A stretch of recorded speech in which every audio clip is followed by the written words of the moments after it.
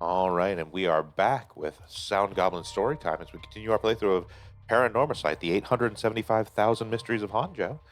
I'm, as always, Bograt, Krampus. Jim. I'm Hunter Green. I'm Vincent. and yeah, we're going to go ahead and get started. So there's a possibility we may actually finish this game today. We've only got a little bit of it left, but we'll have to see. There are actually multiple endings to this game. I don't know that we're actually going to show all the endings. But yeah, where we left off, we had already done most of the investigation here. But, there's still something left to do. So we'll kind of wander around a little bit here just to make sure I gotta be honest, I'm not 100% certain what we didn't do just because it's been a whole week now and I don't remember what parts we did actually do here and what we didn't. So we found the birds. No, I know that. I'm trying to remember what It might be the bridge now that. Yeah, I think so. I think that's possibly it.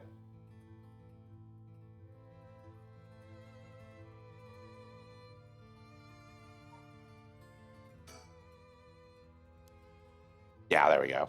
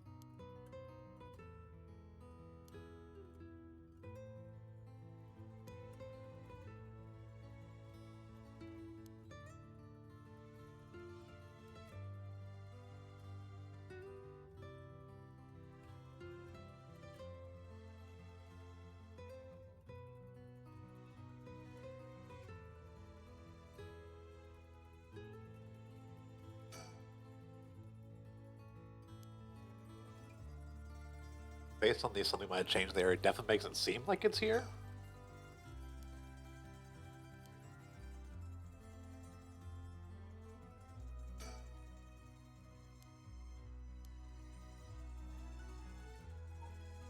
Actually, did we get the facts? Yeah. Yeah. Get the facts? Yeah. Yeah. Yeah, we had to get the facts in order to have her show up at the confrontation with. That's right.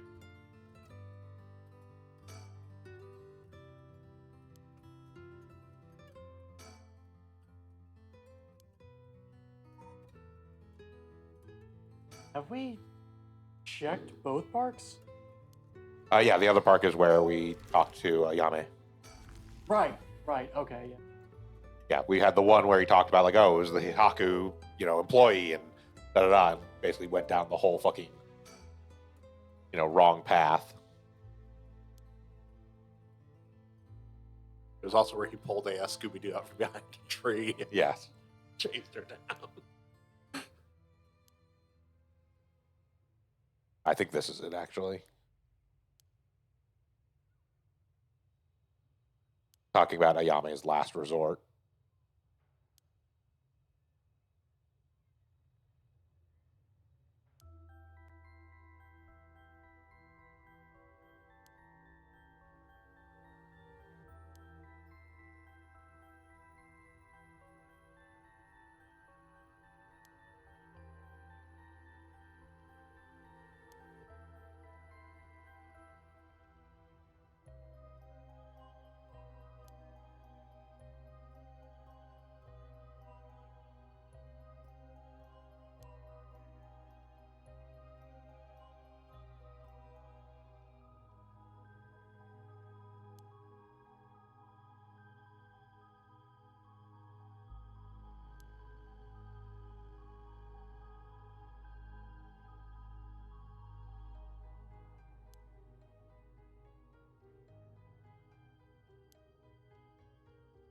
Yeah, so there's still the curse zone associated with this park that we haven't actually verified who has it.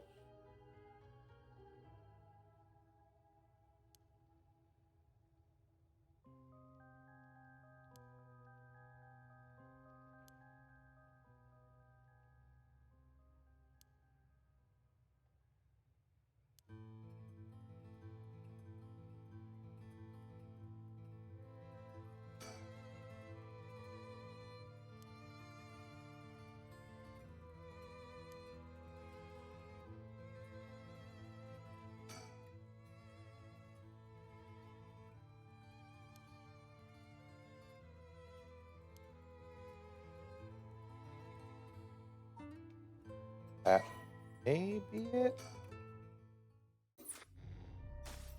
Yeah. Manhunt. Yep. So now we know where Nejima's hideout is because we got that information from Michio's ghost. Yep.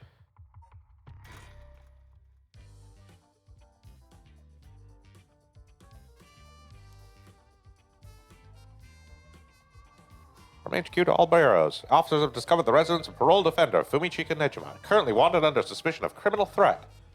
Suspect escaped his residence prior to officers' arrival. He's now at large in Sumida City.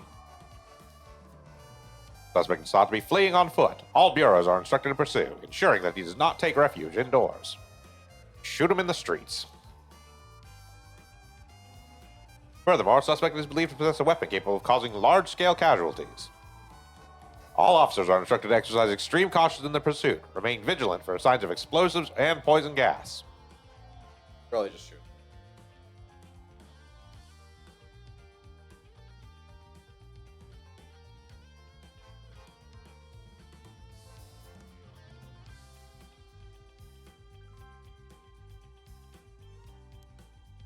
Yeah, Ario made it to where the safe house was, but Nejima was ahead of him and got out of there.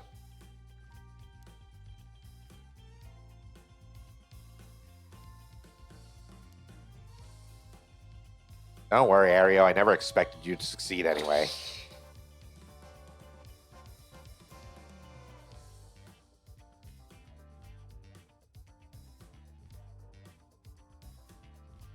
Oh, Sticker. hold on. Down. Oh, yeah, there it is. I know there's one here. I just couldn't remember. Fine. Know it, Owl.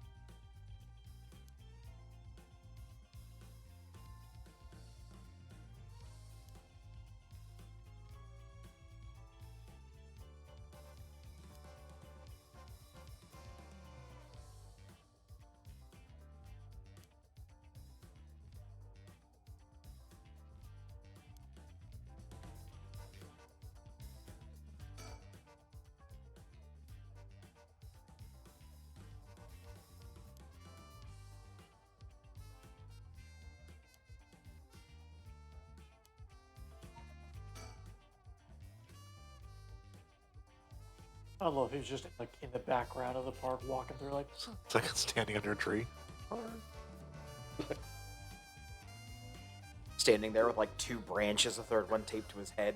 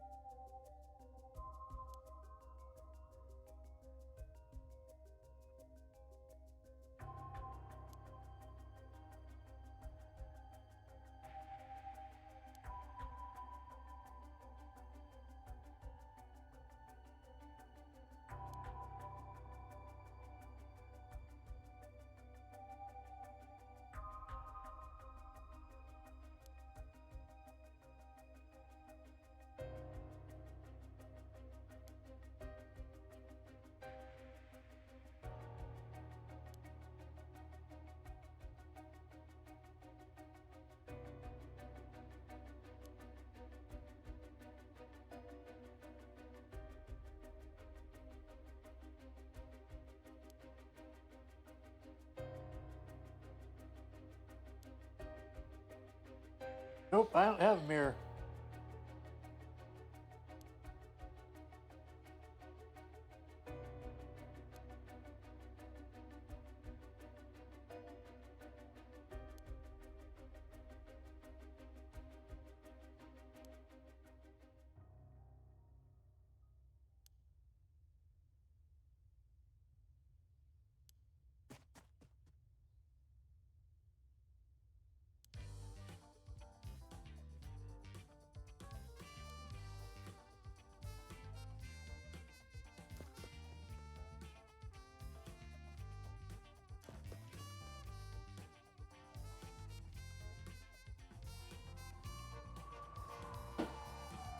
From HQ to all bureaus.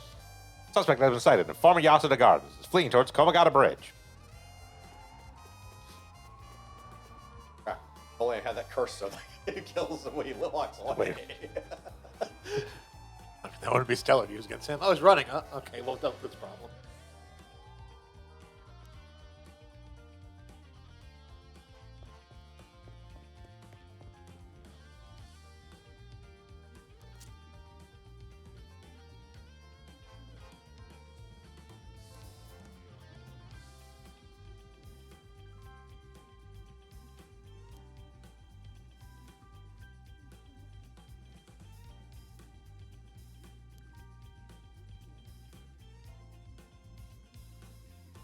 Do we, though?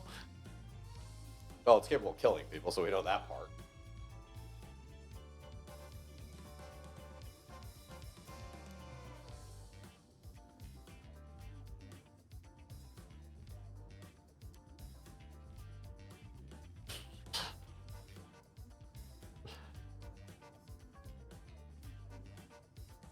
Honestly, the game is almost worth it entirely just for that line right there. I'm a goddamn black magician.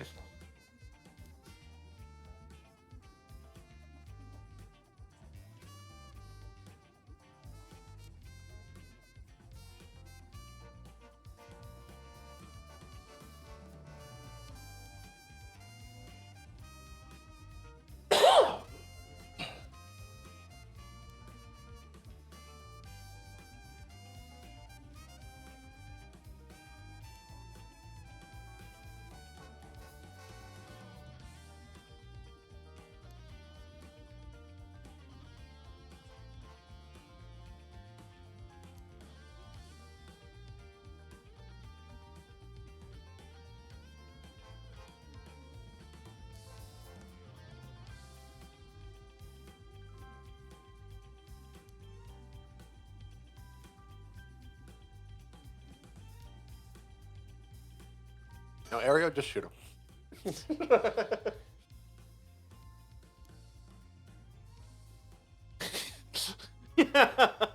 uh,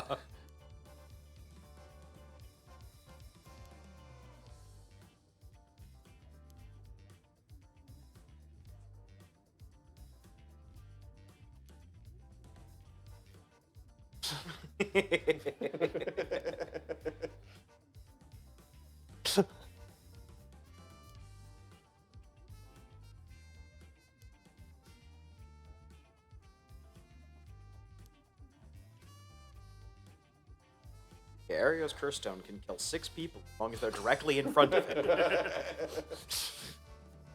also works during the day and can be reloaded fairly quickly. Yeah, it's a really powerful curse. It's just beautiful. Boss, can I just shoot him? My arms are getting tired. The fuck? You already said I'd take the fall for you, so go nuts. That is a great face, by the way. I love this whole exchange so much.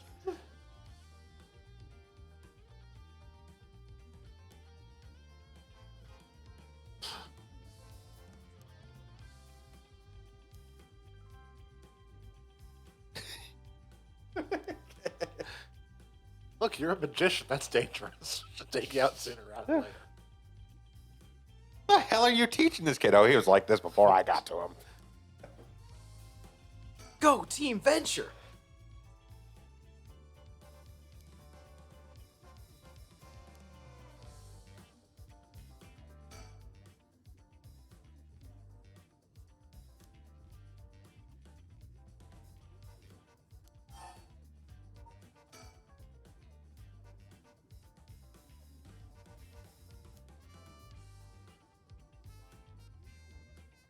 You better fucking talk fast. You act like I have a problem with that.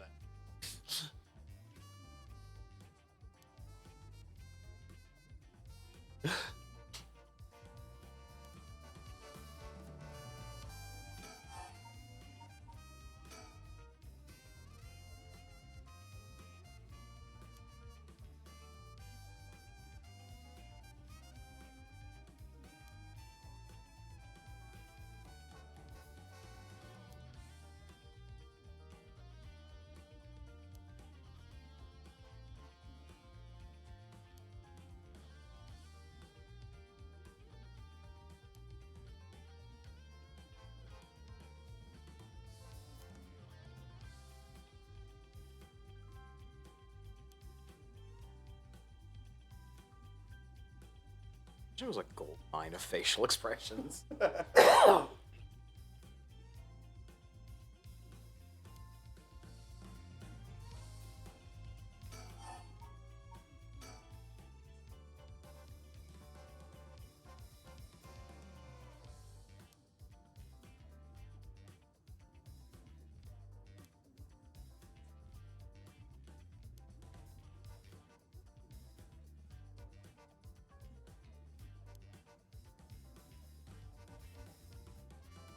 Can we see the face? Go. Clock this.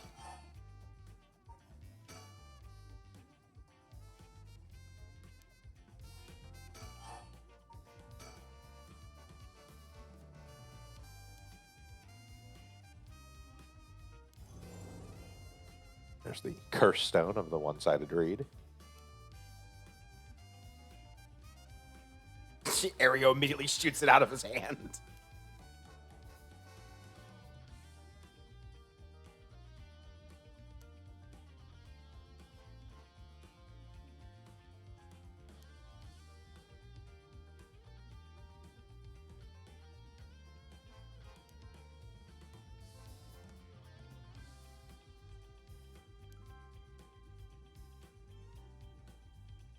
What a book.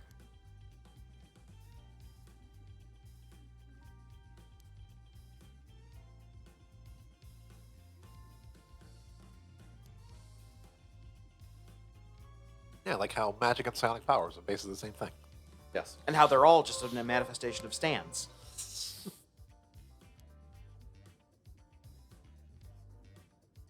And stands are just swamp gas.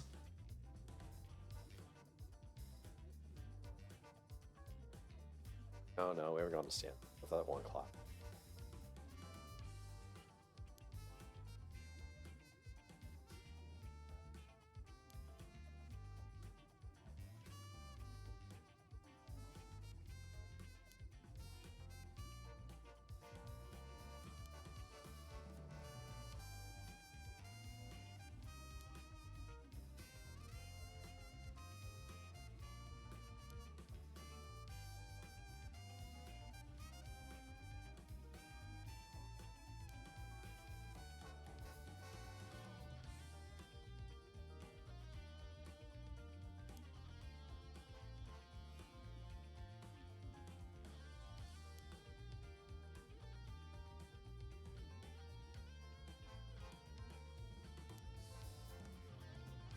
She pulled a literal Uno reverse card out of her sleeve and threw it at me. Apparently that was enough.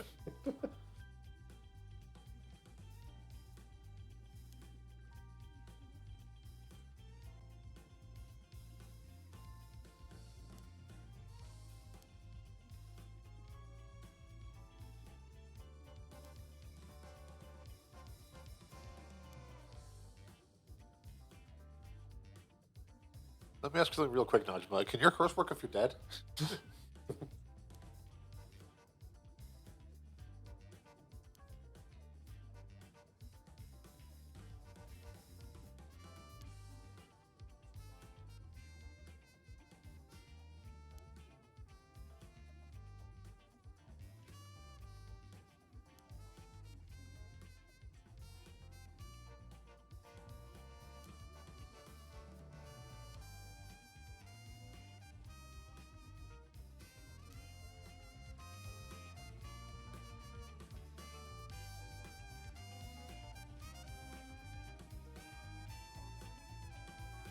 Boss, now's not time for looking for bird stickers.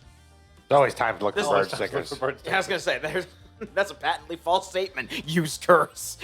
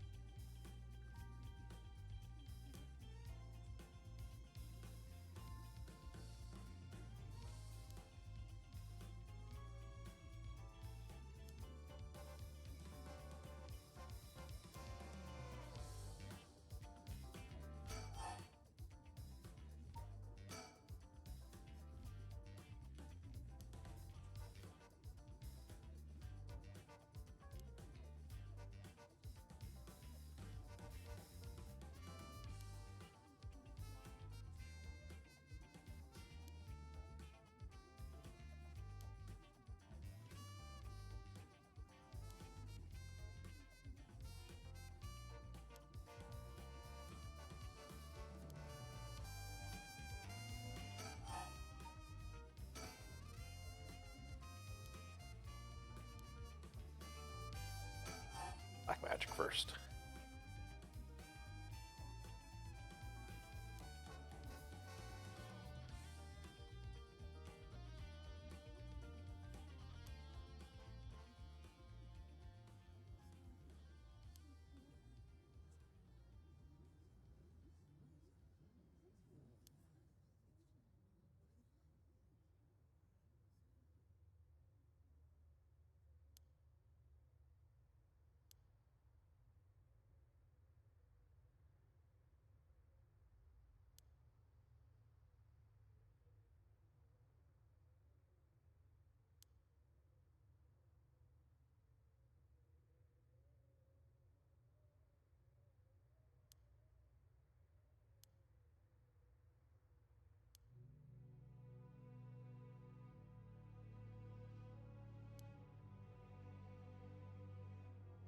Buckled in for tragic backstory.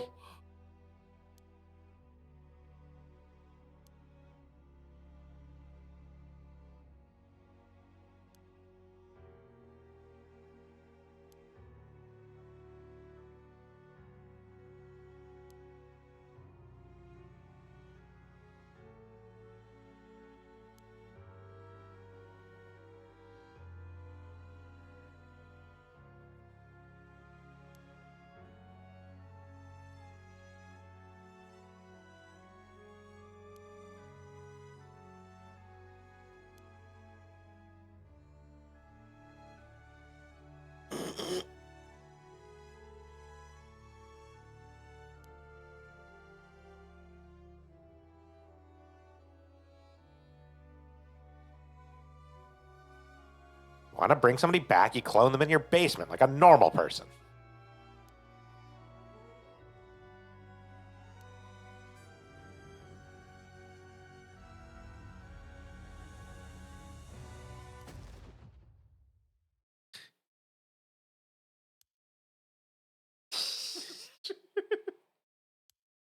Okay, I like this.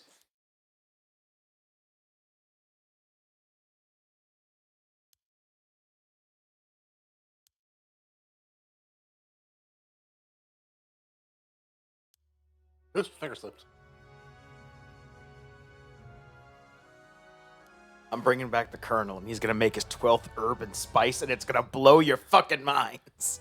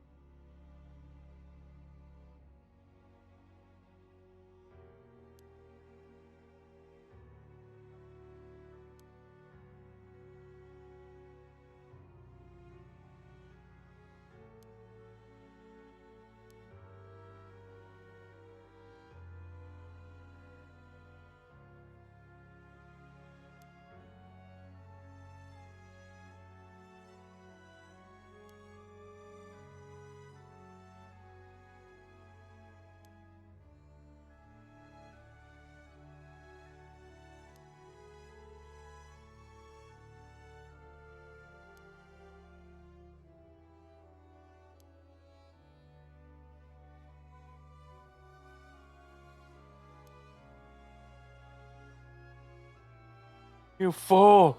You've upset the natural order! That's actually,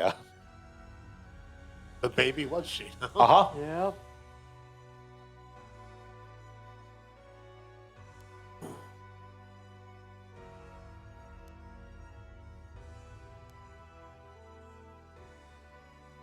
Oh, come on!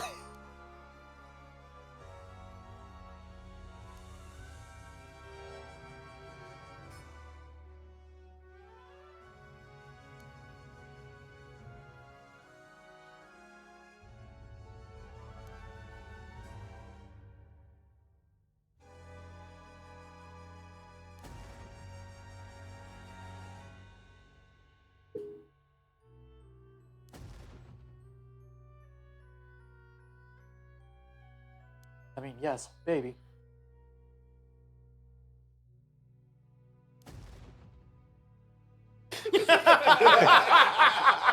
Totally valid response. Yeah.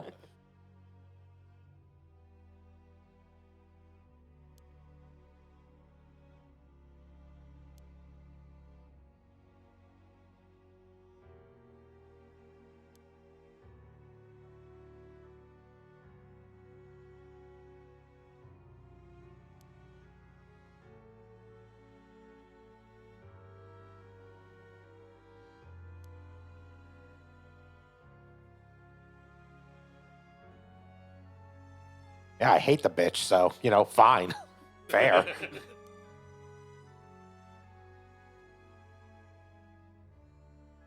You conjured a baby out of nothing.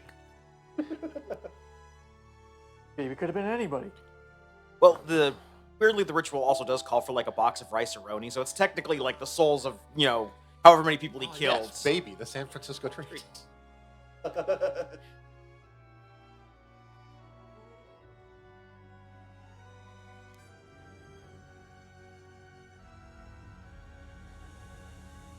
This ought to be good.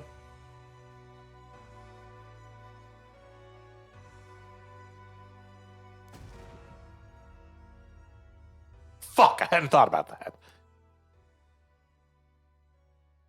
Also, if you already resurrected her, but she's was a baby, then what makes you think you can resurrect her since she's probably still already alive?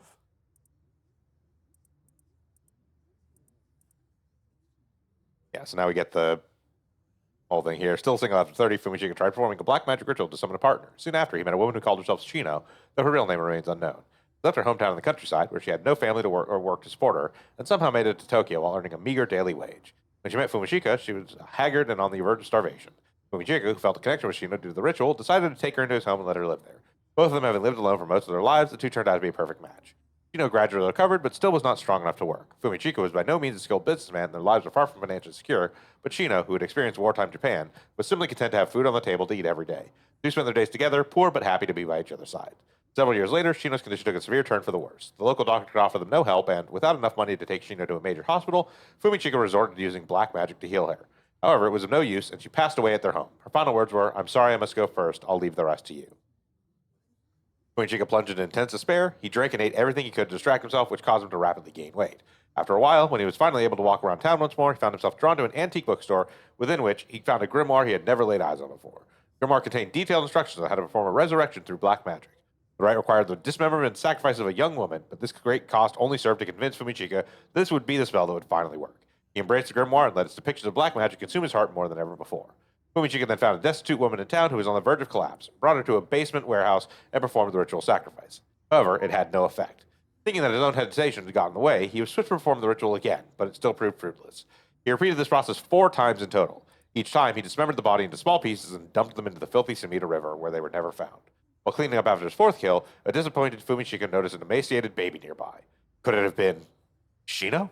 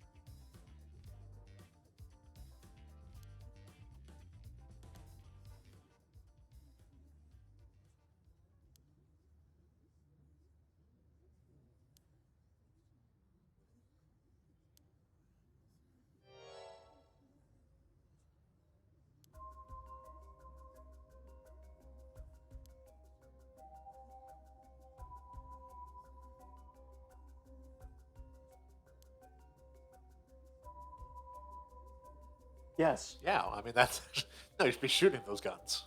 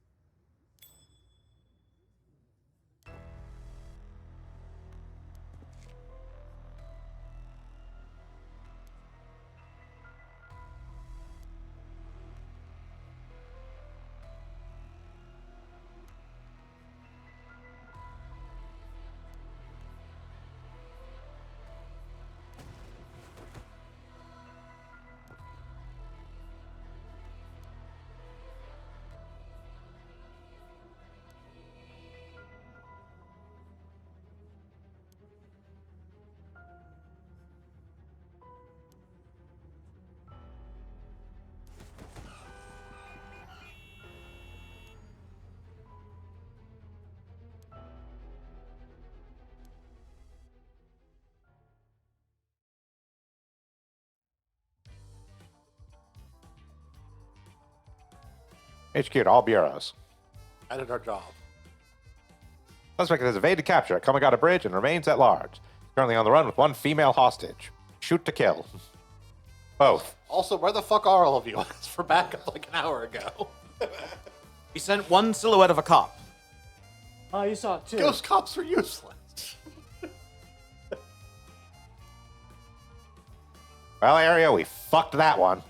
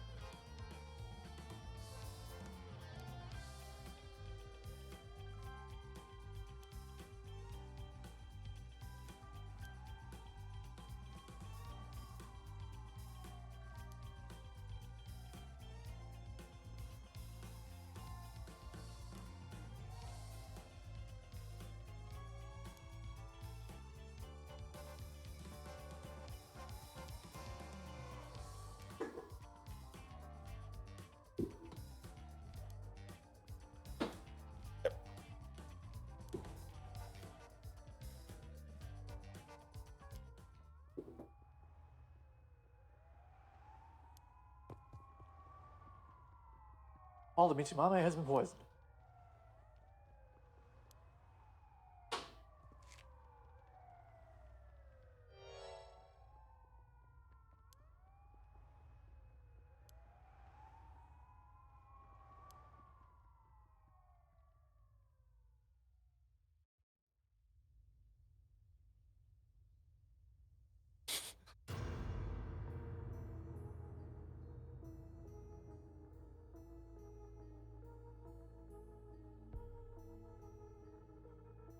Oh, shit.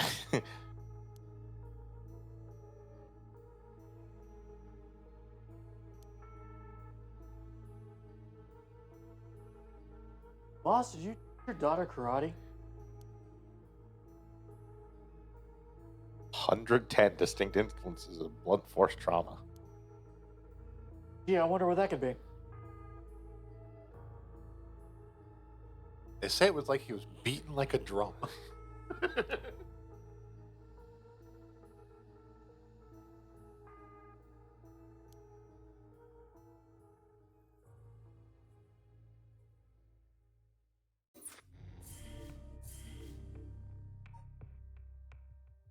Oh, there's just something more in there.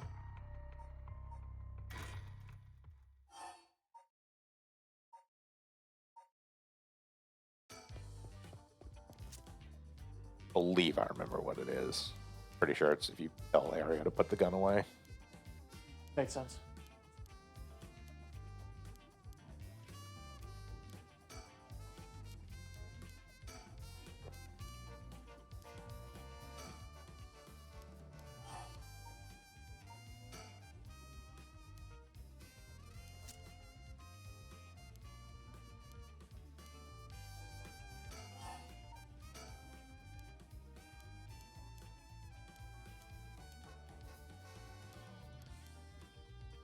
Either that or it's either that one or it's you just keep talking to him. You don't actually look over at the Yame.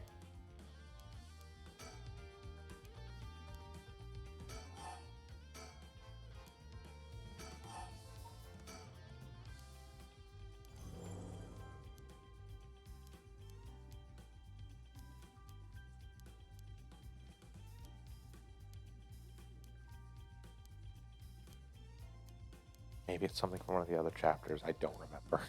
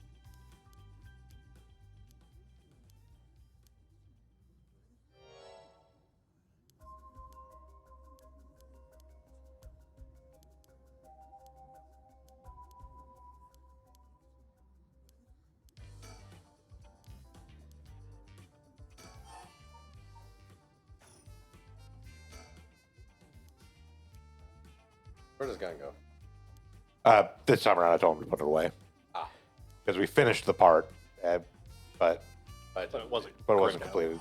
I think it actually is something from one of the other sections. Now that I think about it.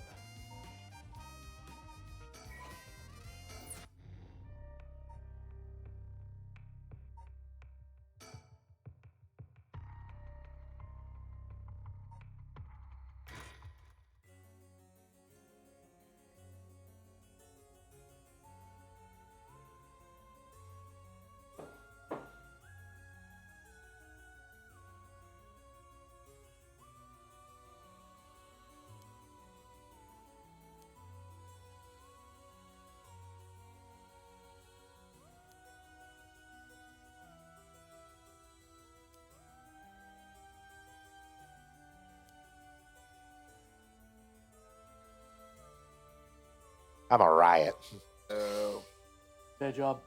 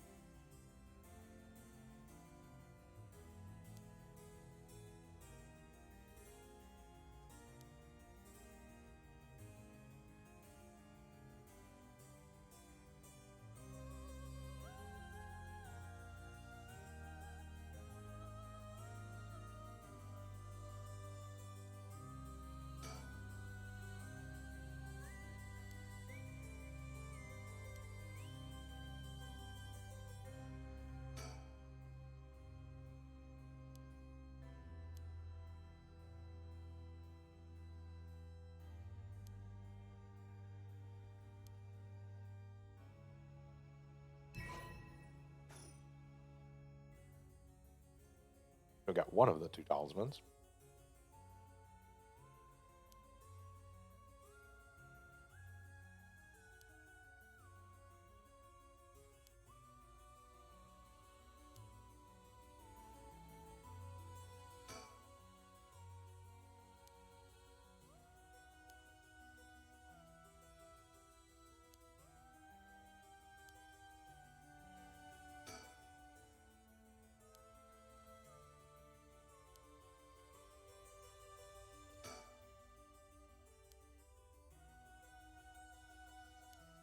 Said cough.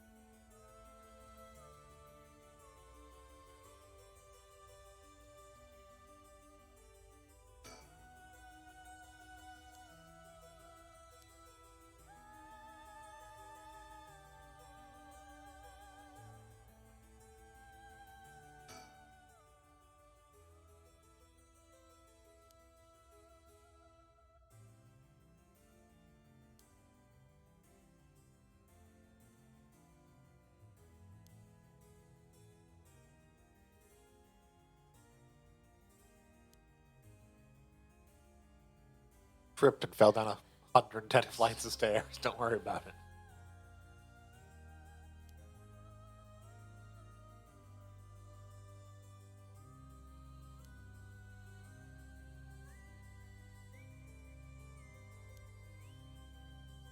Like stand, I mean curse users are drawn to each other.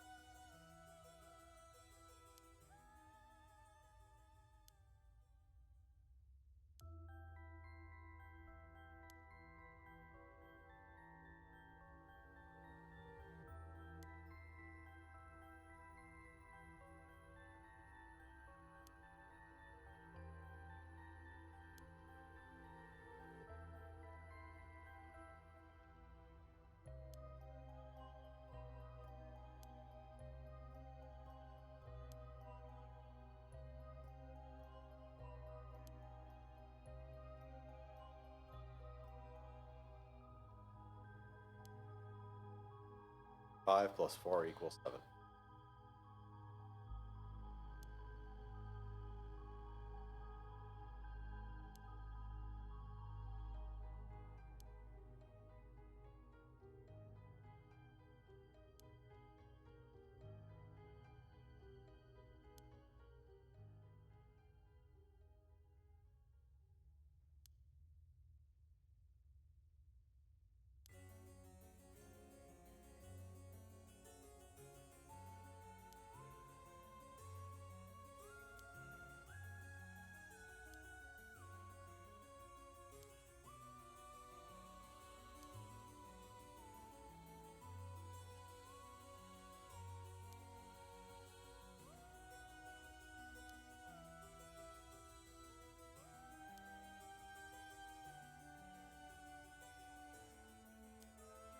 Not following you. On purpose. La la la la la.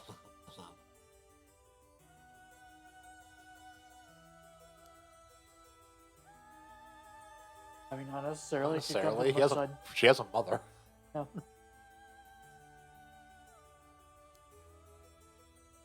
It's also been noted that the investigator's one special trait is that he's resistant to paranormal.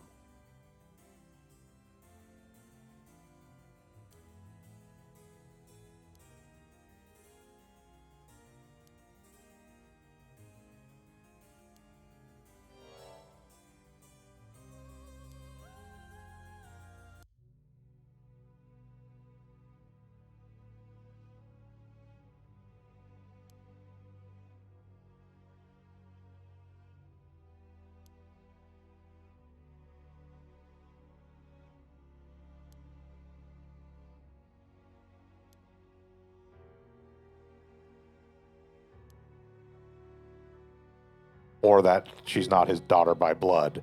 He happened to find a fucking baby sitting around where Nejima was committing his crimes. Yep. I figured this. Yeah.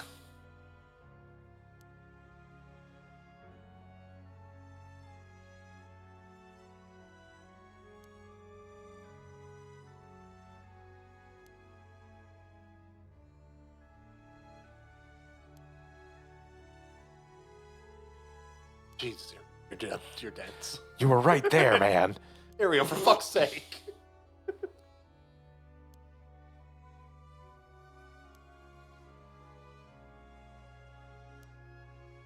You're a detective, right?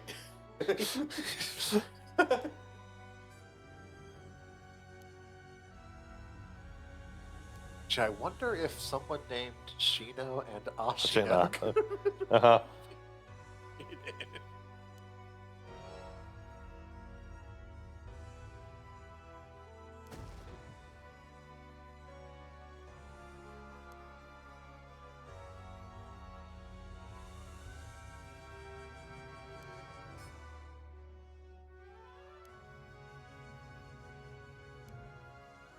Yeah, but I didn't know that the fucking time, Ariel.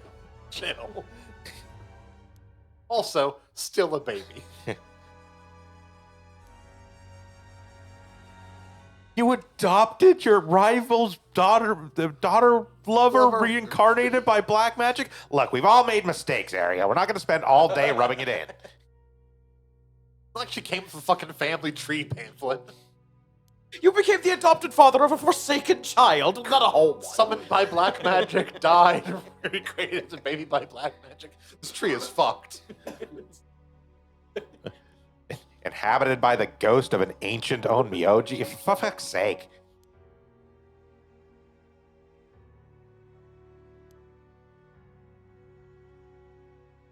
Only a few?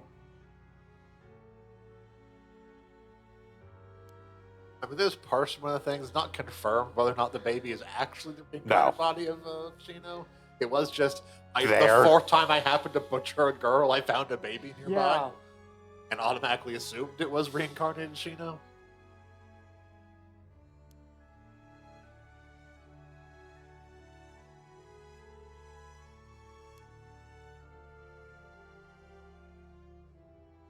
Look, ghosts just can't do arbitrary things like dogs.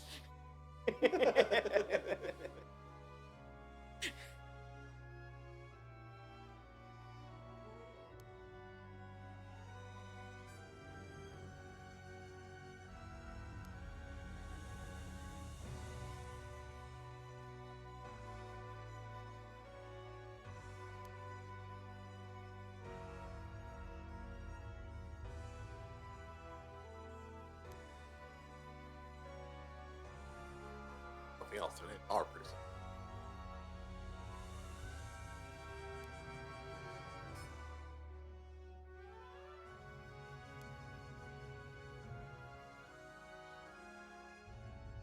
Yeah, but he was an ass and like butchered people. Planning on killing hundreds more, assuming he was actually telling the truth. Which we should assume he was, since their thing never triggered. But they also haven't done triggers in a while. It's not night. Yeah, That's true.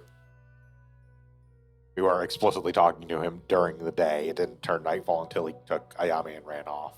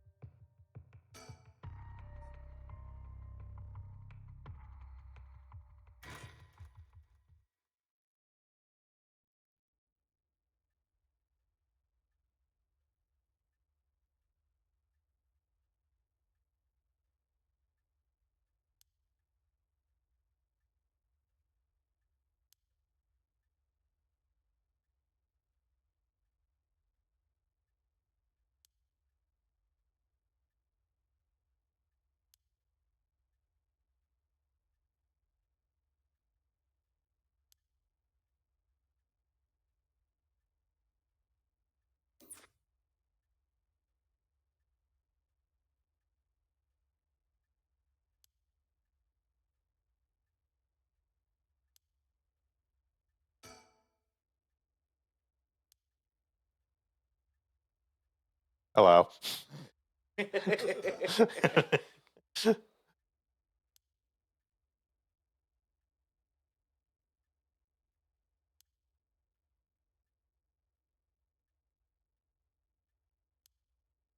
It does amuse me greatly the way they frame sort of the start to this particular chapter, where it's like, oh, we're back in the room, and it's just been Haruhi and Richter talking to each other, sitting across from each other. Like, okay, well, there's a TV report. Okay, we come back to the room. All that's in frame is Richter. Well, you may as well talk to Richter. He's like, well, it sounds like her story might be true. What the fuck are you talking about, Richter? Oh, Jesus. Personal space. Christ. Very tiny.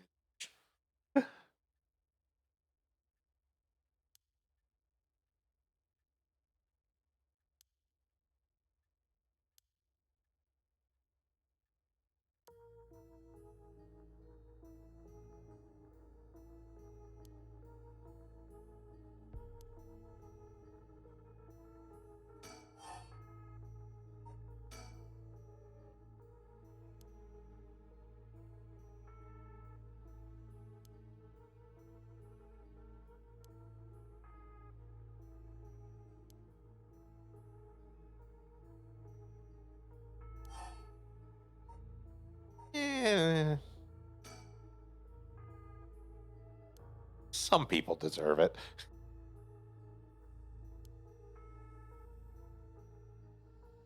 I'm going to be real with you here, Ayame. You used your curse on Nejima. You're probably in the clear. Actually, I didn't use my curse for that. I just beat him to death with a stick. Fine. Yama, you're asking the daughter of cops whether they're okay with Also, people he was a dying. piece of shit who butchered people, so...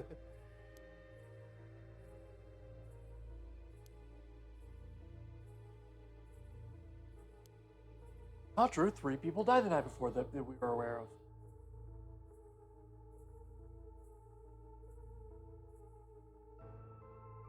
And at least 2 of those were definitely from actual curse stones. Yeah.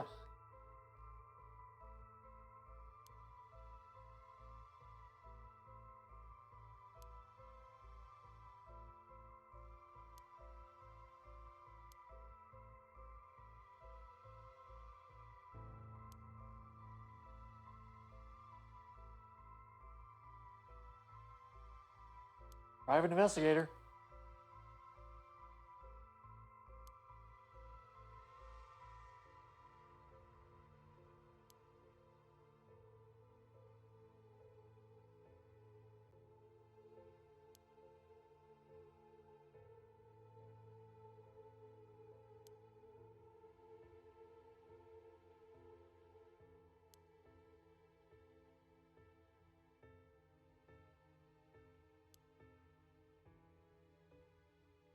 Richard Kai, finger guns. He is a JoJo character.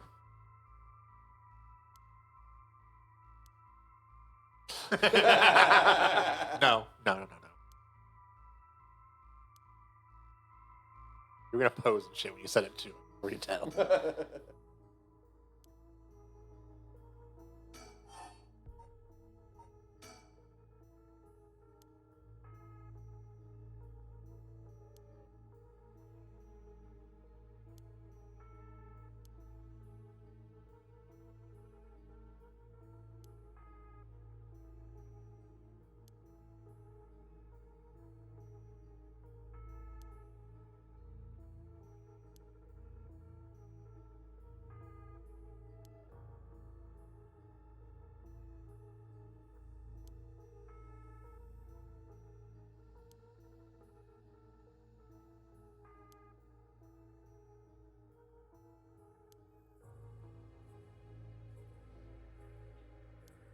Richard Kai, Eagle Screech.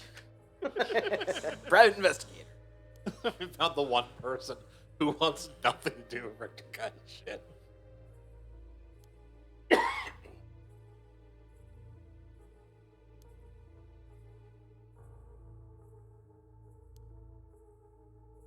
mean, you did first approach her by sneaking out from behind a tree like a fucking Looney Tunes character, Richter.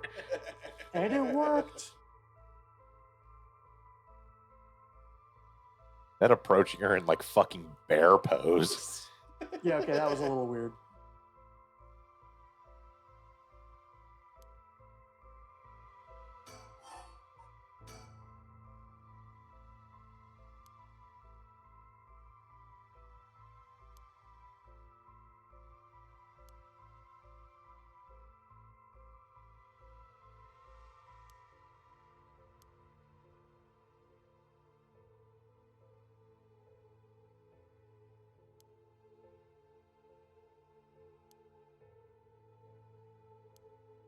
Did he act all high and mighty and refuse Mountfield? I don't trust half the shit she's saying. He's crazy. Side of fries.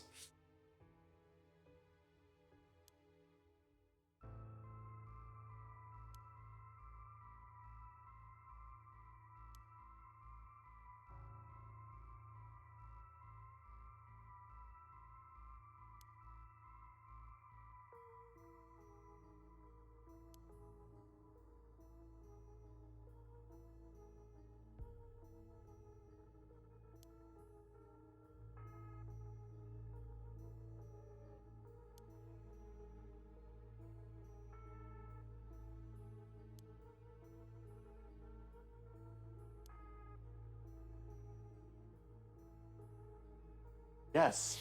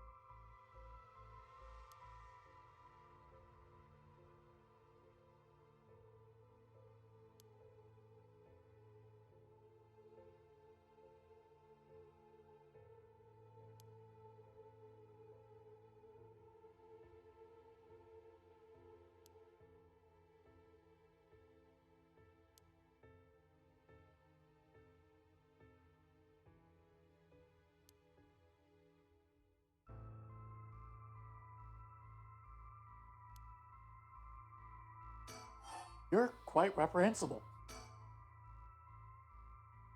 We come back to the scene in there, and Richter's just holding the TV over her head. Bam! All right, well, we fixed that. I mean, again, it is worth remembering she is most likely possessed by the spirit of a self-centered ancient Onmyoji bitch. So, Yeah.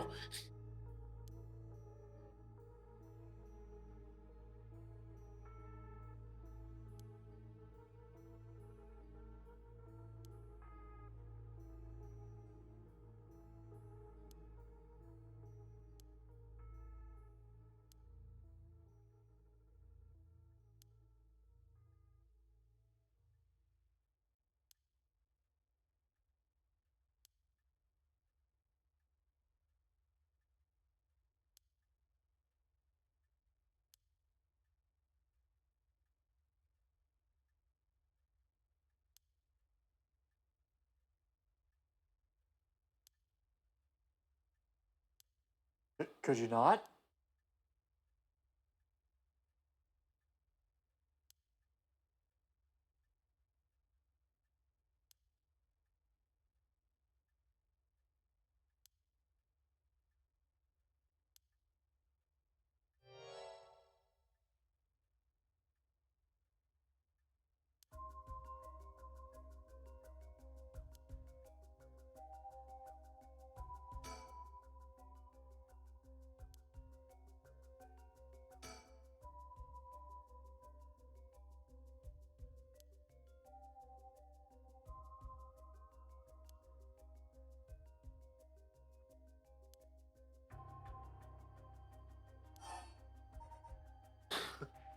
Well, this is a load of options.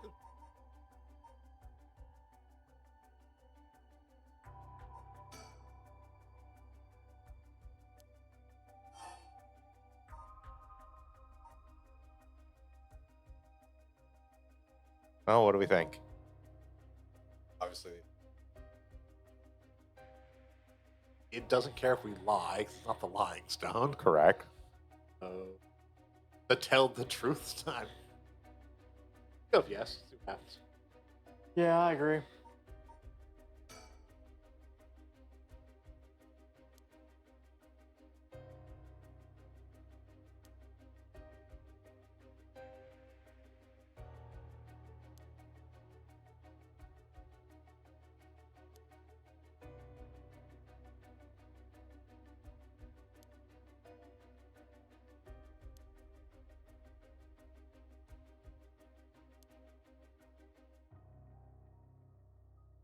Man, I'm getting nervous. I sure could use a smoke.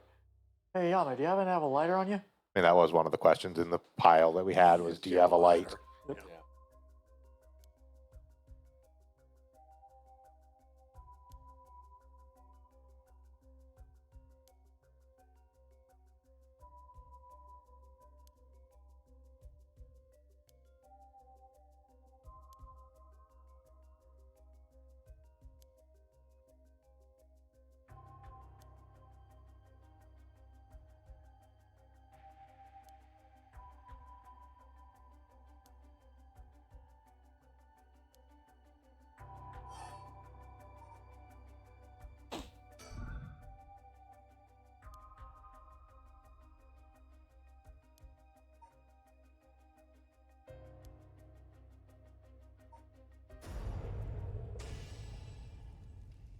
Get fucked. I think at this point it's self-defense.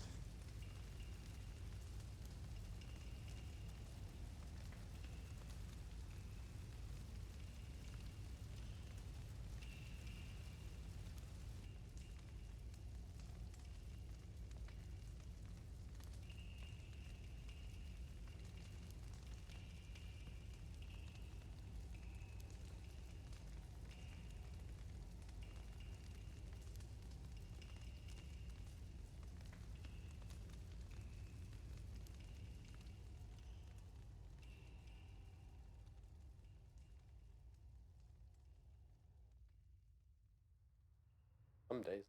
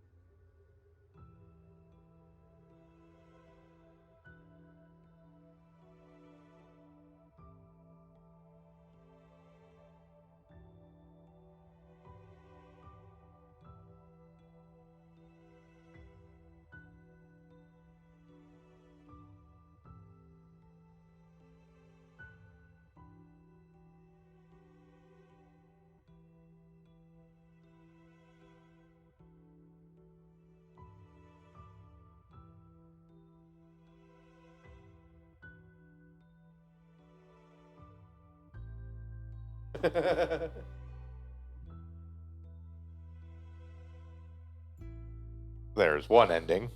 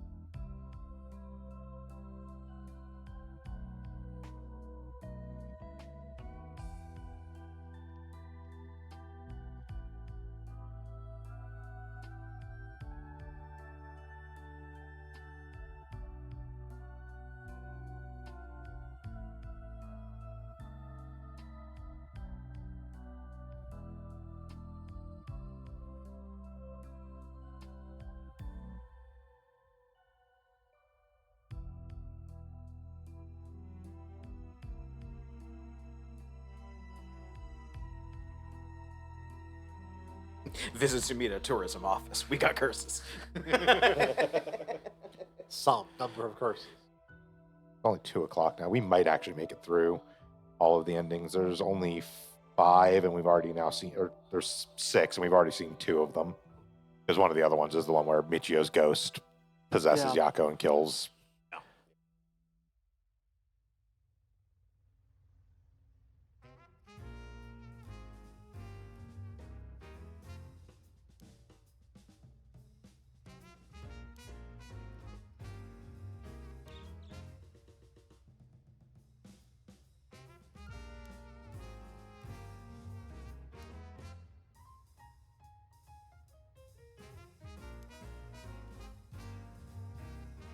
Don't.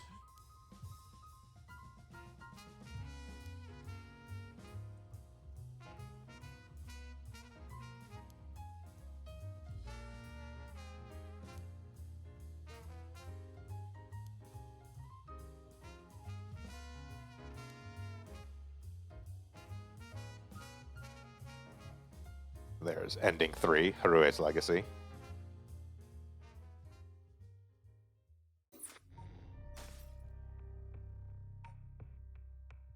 That one.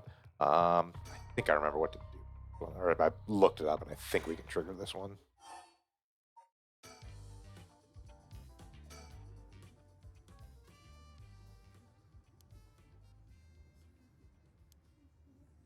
Yeah, so this is actually another whole ending just off of this.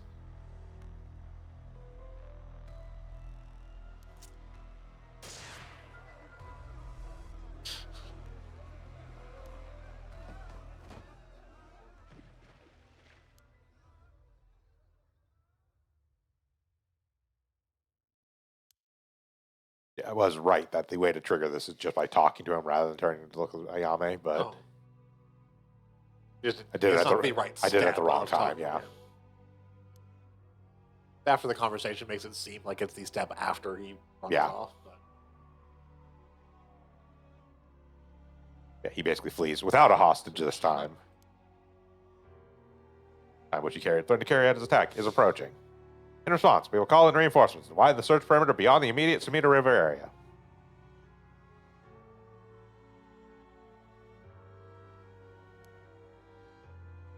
well, so there's no way to know that shot would have hit your daughter. Yeah.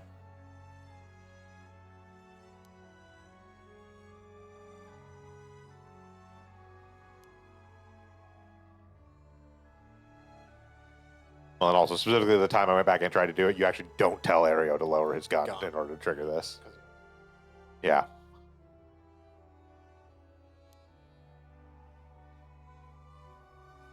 This is the Sumida and establishes very, very. Not as bad as it used to be, but it is still pretty gross. Factories got like shut down, so it's no longer just raw sewage and mechanical waste pumping into it. Yeah, so when Nejima was talking earlier about like, yeah, I already did. There'll be new corpses. He was full of shit.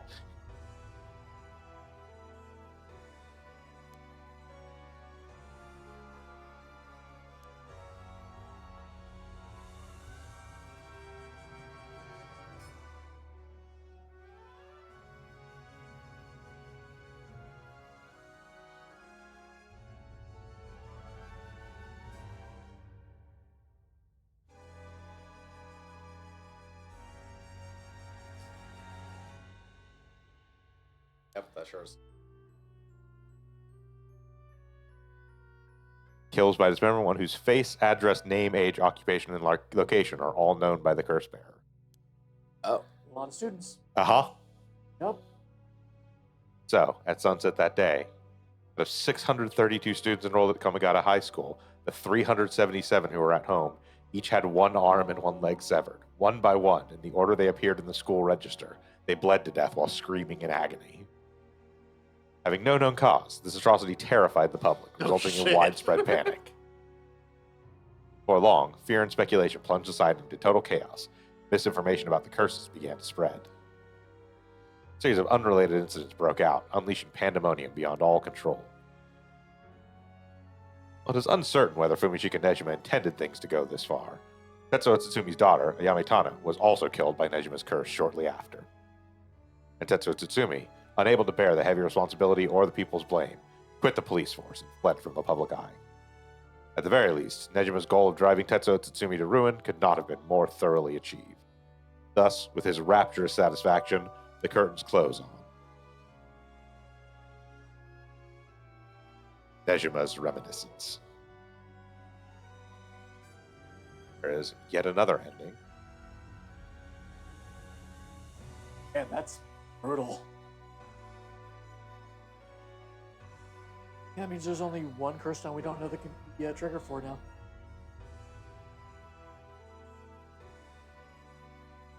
We don't actually know the trigger for The the Tycho, yeah. Yeah. No, I think it's 2. Because we don't know the trigger for the beckoning light. We only know the effect of it. Kills the curse bearer by their own curse. But they specifically didn't show what the trigger for it was, and the detective said that he would leave a note for the guy later. And then we don't know the Tycho. Yeah, that's technically true. We know what Yeah. beckoning light. Yeah, that's fair.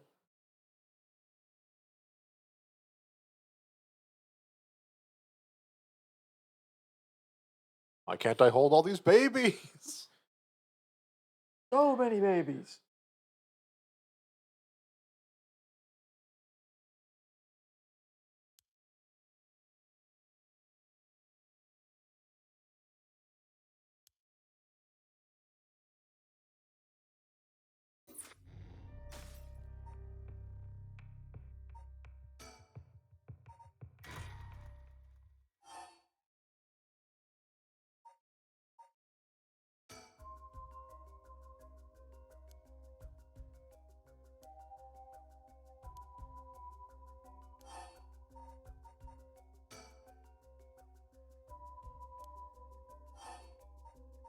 No.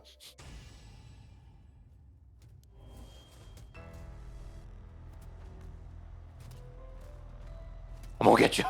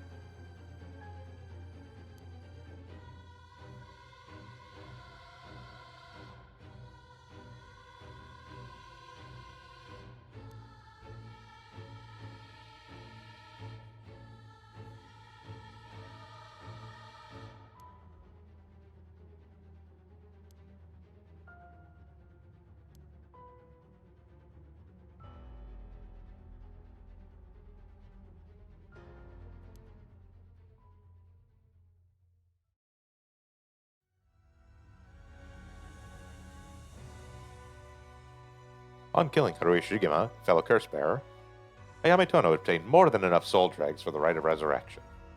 However, it turned out that resurrecting someone who died a long time ago required an even larger amount. To fulfill her heart's deepest desires, she'd need to harvest more. So, she waited for the sun to set, for when the Feast of Shadows effects were at its peak.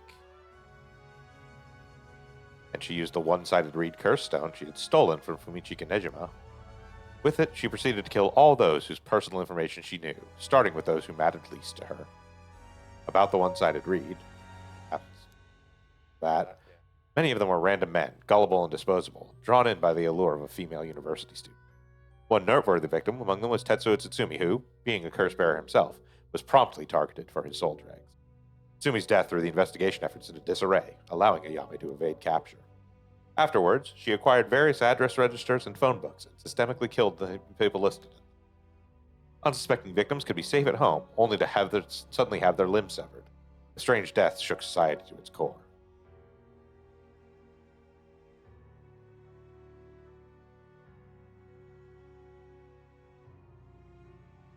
Jesus. The one-sided read just in general. The one-sided read is super fucked. busted. It is super fucked. It is unquestionably the most fucked of all curse stones. Because again, like just quite literally, she basically just got like a fucking phone book. Yeah, just like, oh, here's a family registry, so I know what people's faces look like, and here's where they live, and here's their name. Dead. Compare that to have someone hear a fucking song for 30 seconds. I mean, And even now like they even find even me. even like turning their back on you is still like less fucked up because they have to like be there at least. Yeah, you like, have to like be present. This is just like Death Note level of remote kill nonsense. all things must come to an end, and so in time, the killing stopped. Sometime after the killings, a modern-day genius female ukiyo-e artist burst onto the art scene. She introduced herself as the mysterious mad paintress, and her fame grew quickly as she presented one incredible work after another. Praised as the modern reincarnation of Katsushika Hokusai, she quickly made her own mark on history. That is ending 4, Ayame's inspiration. Or aspiration.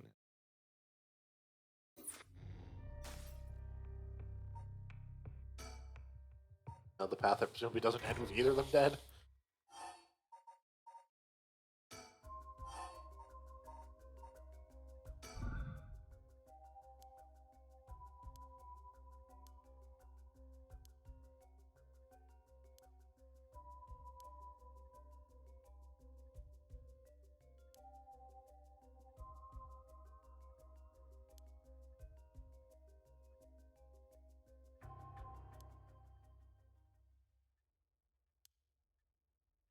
Turns out she actually knows. I did think it was weird. Like, once we established that she was the baby, it made more sense that she didn't say dad until, like, the guy walked up to her. So she probably knew who that guy was. Oh, she didn't know who the guy was. Yeah, I don't know that she knew that Nejima is her dad. Okay. I think she was calling out dad because Tetsuo. The guy approached her, and then she saw Tsutsumi and was like, Dad? What the fuck is like... Yeah.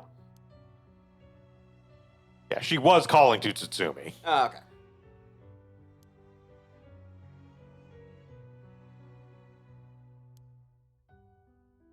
Like, she doesn't view Tsutsumi as being her father, but as we've seen through most interactions, she is not above manipulating people in any way, shape, or form.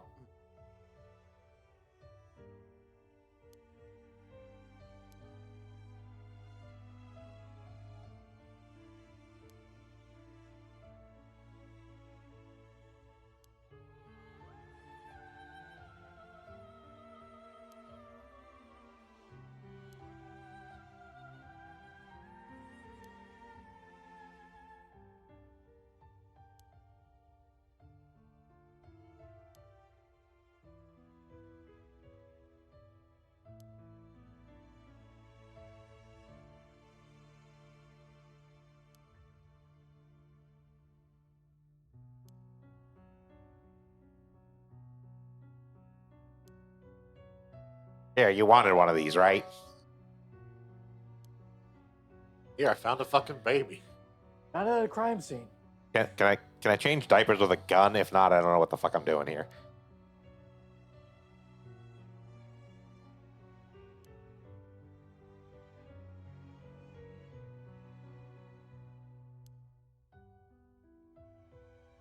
It is worth noting, as you may have noticed, we can actually just use the curse on her even without specifically asking her about tobacco. Yeah. Because We don't have to know they have a lighter. Yeah. They just have to have it. Well, no, it's not that. It's specifically, we know. Aberdeen knows. Yeah. That's why it's an option. It wasn't an option before. Like I said, I don't think she even if needs we to know. even if we never asked her about having tobacco, we'd still be able to use the curse here. Knowledge of them having a flame source is not Okay. required for her using her power. Yeah, it goes back to the question we asked a long time ago of, does the detective know that the curse of don't lie to me triggers, or do we as the player, as Goblin?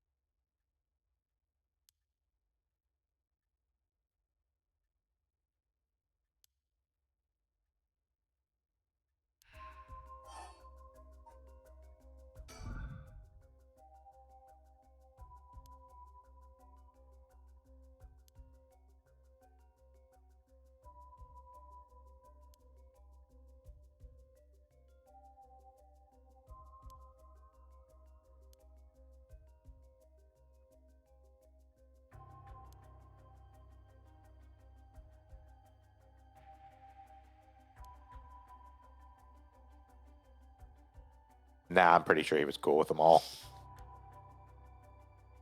He was wearing this bracelet that said "Murder is awesome."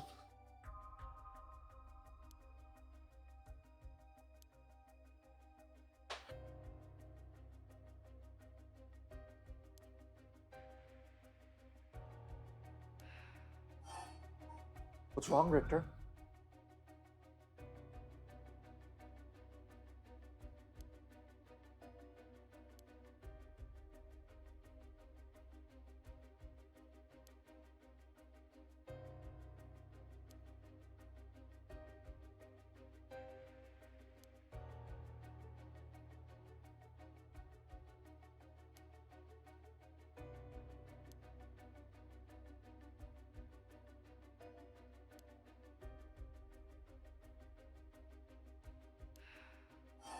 Yeah, so that's actually a new wrinkle that we hadn't learned before. Is you can take, as a curse bearer, you can take curse stones from other people.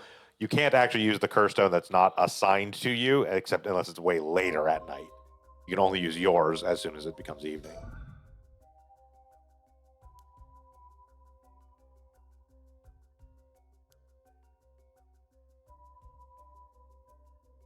She's such a fucking weirdo. Yeah. We already know that if she kills here and gets her gold, she does in fact Uh-huh. resurrect Hokusai. I do love that. So all these people like, I want to resurrect this person like in It's Portland. like, I want to resurrect my son. I want to or resurrect like, Hokusai. Ukiyo paintings are awesome.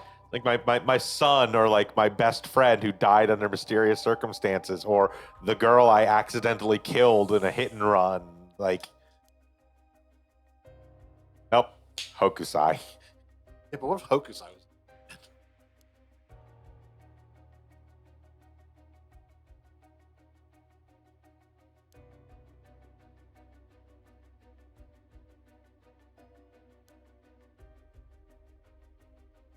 Thank you. No.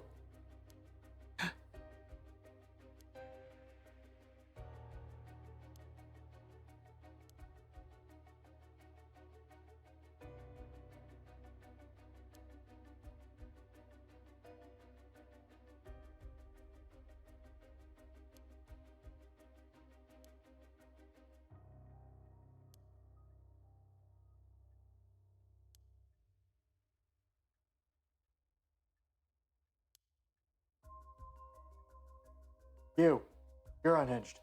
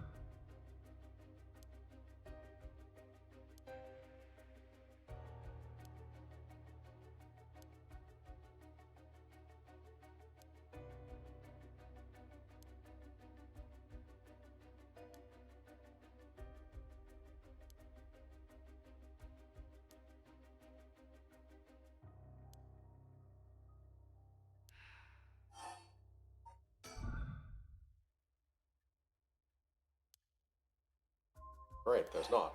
Richter, they're in the head of a 2x4.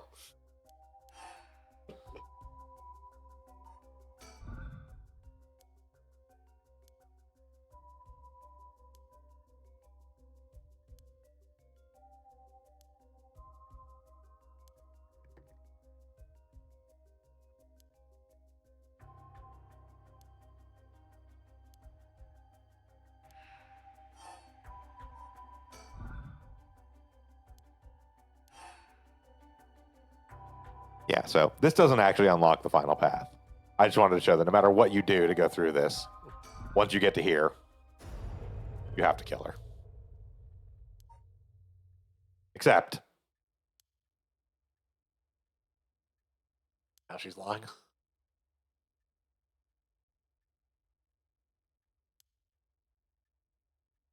That's because you didn't kill her when she asked about the tobacco Yeah. that she tossed the light.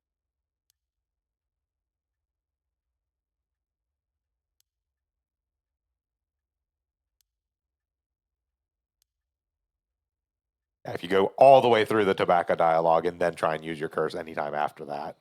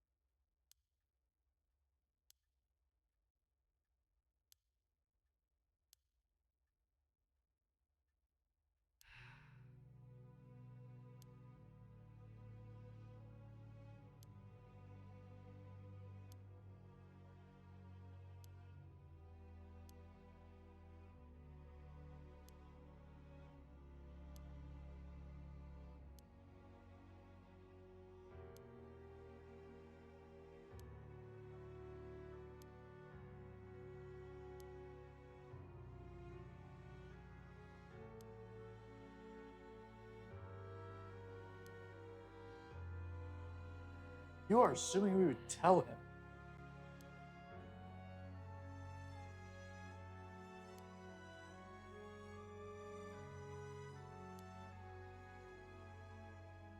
I mean, we don't really know how much information the brought back from the Rite of Resurrection know about the whole fact that they already died. Fair. Yeah, they may Like, be well aware of they it. may just have all the memories of being murdered and then being brought back to life. They will know some shit is up if that's the case. Yeah, and then this is actually an interesting like conversation that comes here.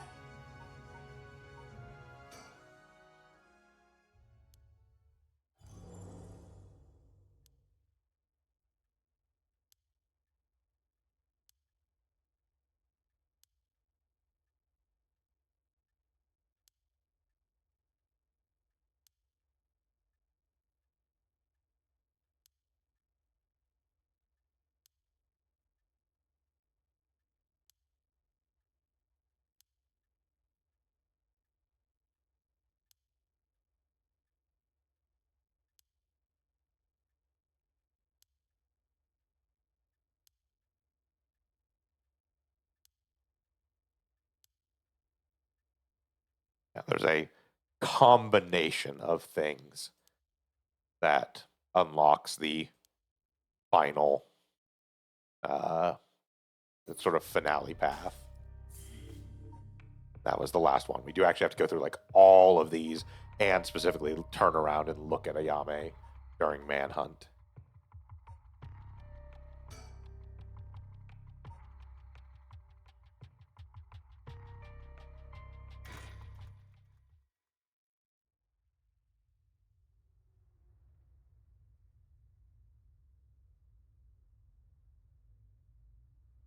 It's interesting. There's still one that's unaccounted for at this point. Whispering Canal.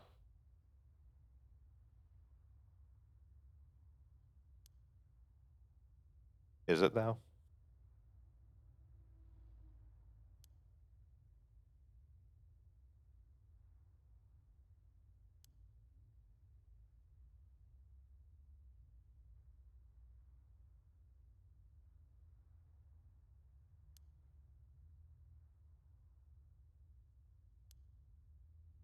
Is it? We know who has it. Yeah, but they haven't been in the story since that prologue.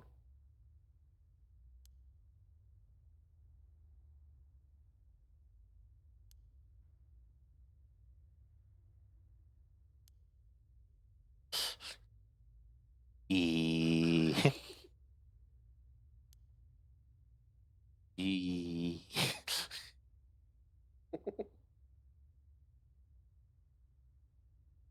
Tarja over here.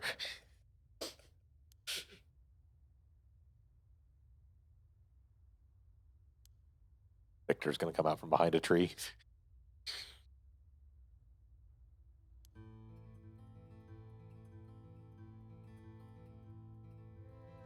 Give me 1 second, a strange daughter. I gotta look for birds.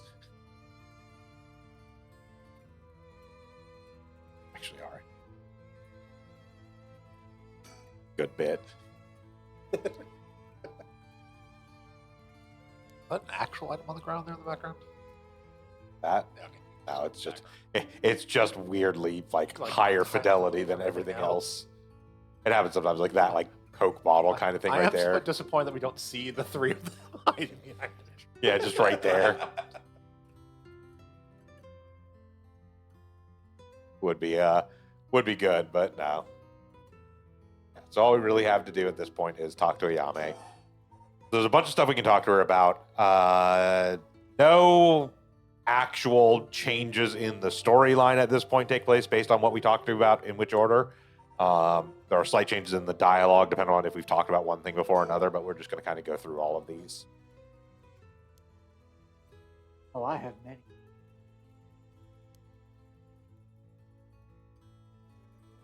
She has 3.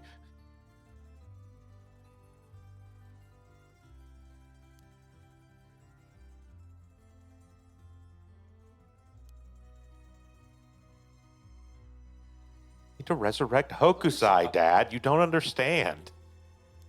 What?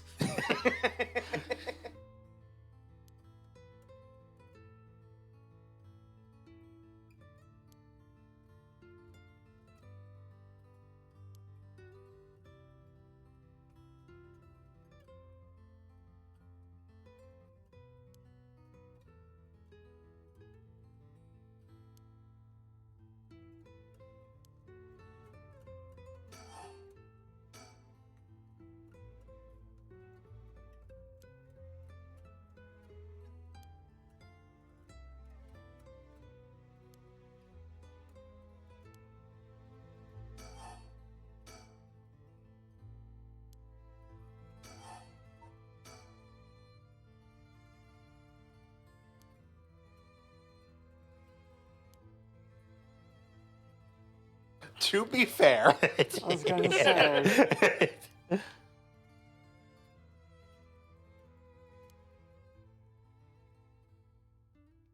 That's dumb.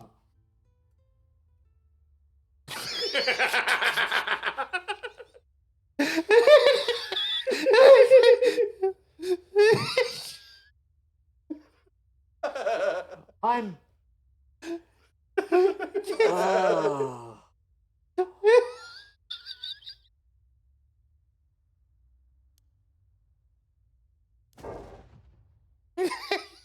You're gonna give me a fucking aneurysm.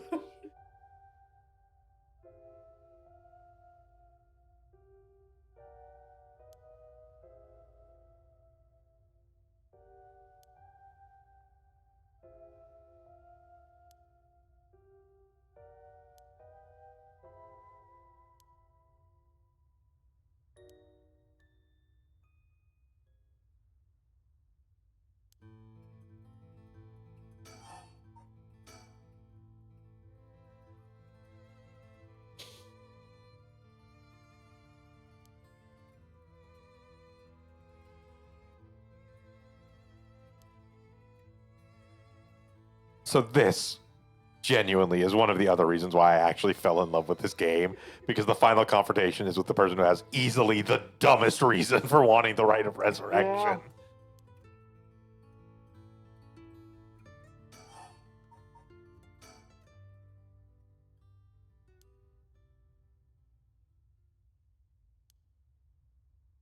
Oh, don't worry on that one. I'm not going to be angry if you say yes. I might, in fact, get you a commendation from the captain.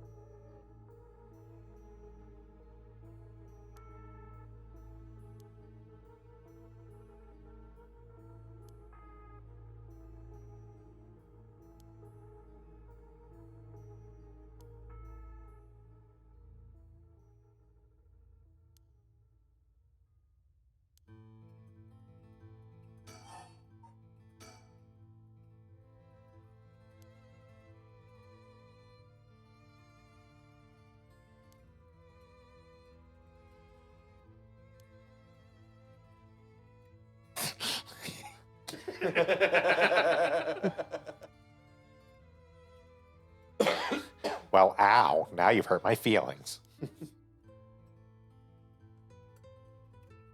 My aunt is just a hater. And now so is she. Eh.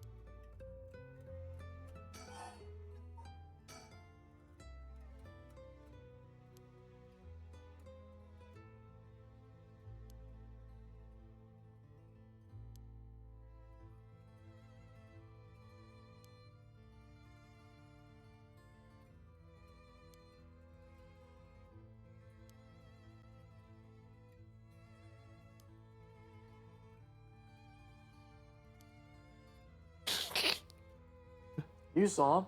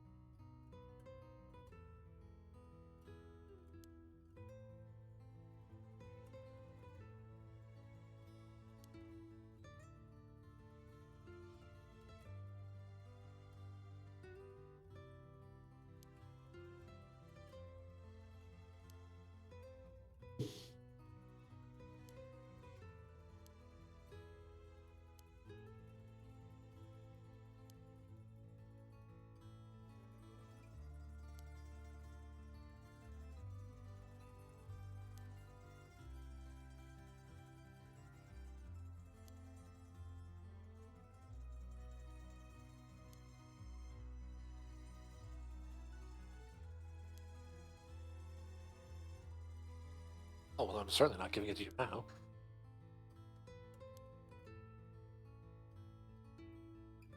Then how am I gonna resurrect Hokusai? I'm gonna grind my teeth into powder at this rate.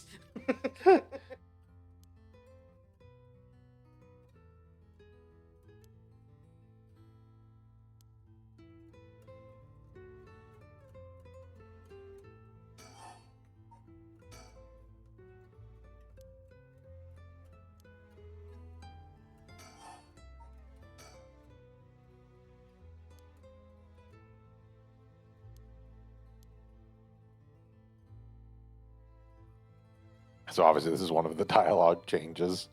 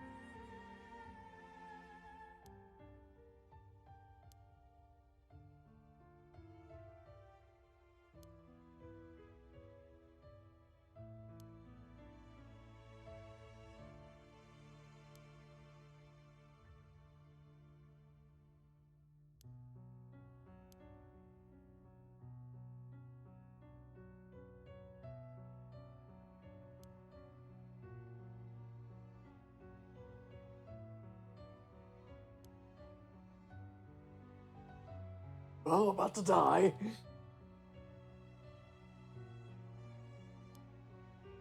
Please don't do something fucking dumb like Resurrect Hokusai.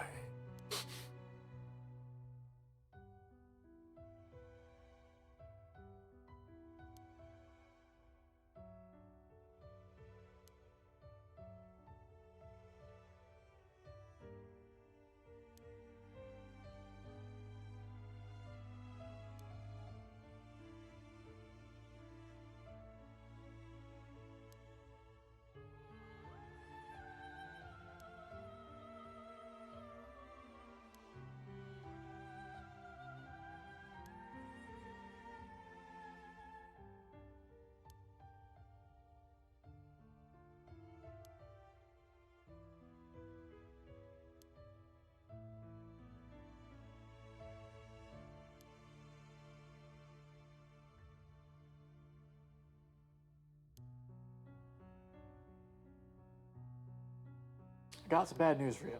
By good, I mean like actual good things, not bringing back Hokusai. What the fuck is wrong with you?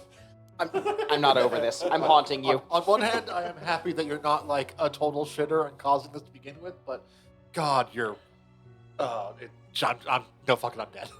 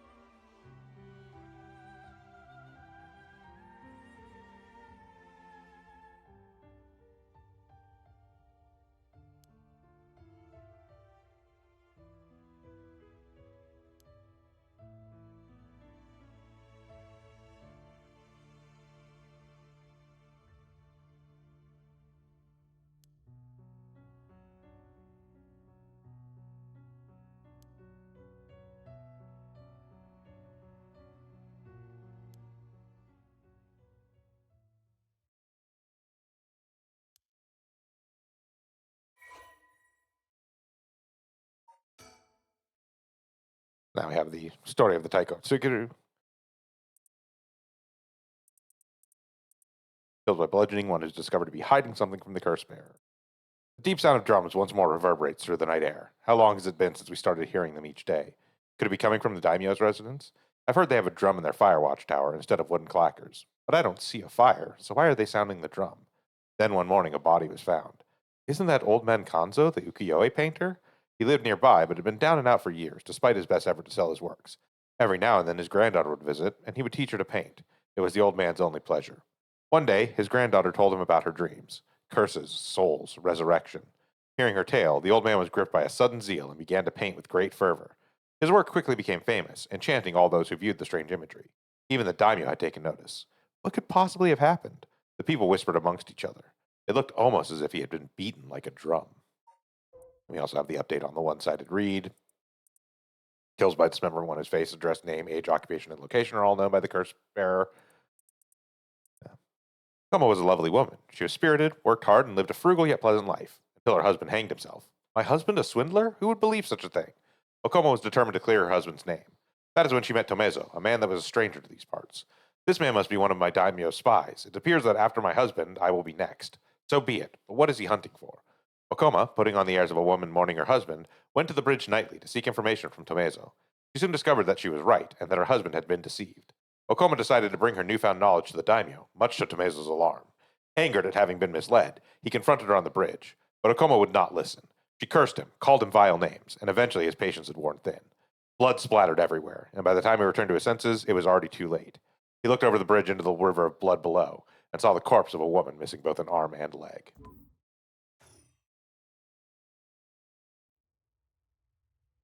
Now I wonder if Ayame's extreme fascination with Hokusai is entirely just having a fascination with Hokusai, or also just because Spirit? the spirit was heavily related to Ukiyo painting. she actually has been fascinated with Hokusai since she was a child. That was like what she was talking about with Tsutsumi there, is like it was the only place she felt like safe was in the fantastical world of ukiyo-e paintings. So probably just got the Well, ukiyo-e painting. Just convinced curse because related. because synced with it. yeah.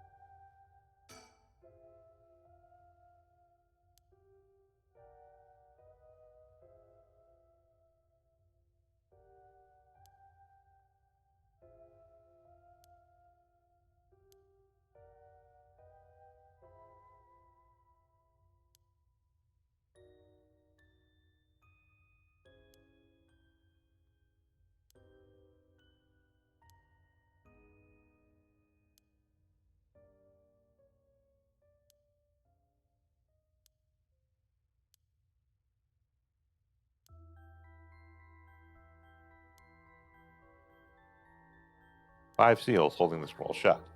Have to remove them in the correct order. A carp, a light, a beech leaf, a taiko drum, and a reed.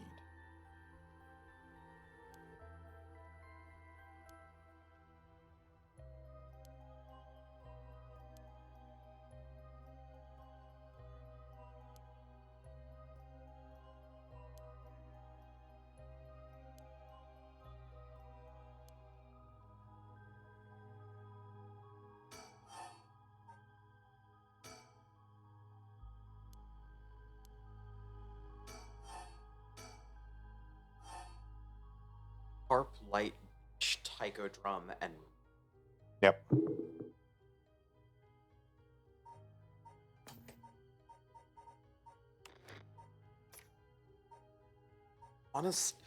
I think I know what they're going for here, and it's the order of events that things happened in the memories. Correct.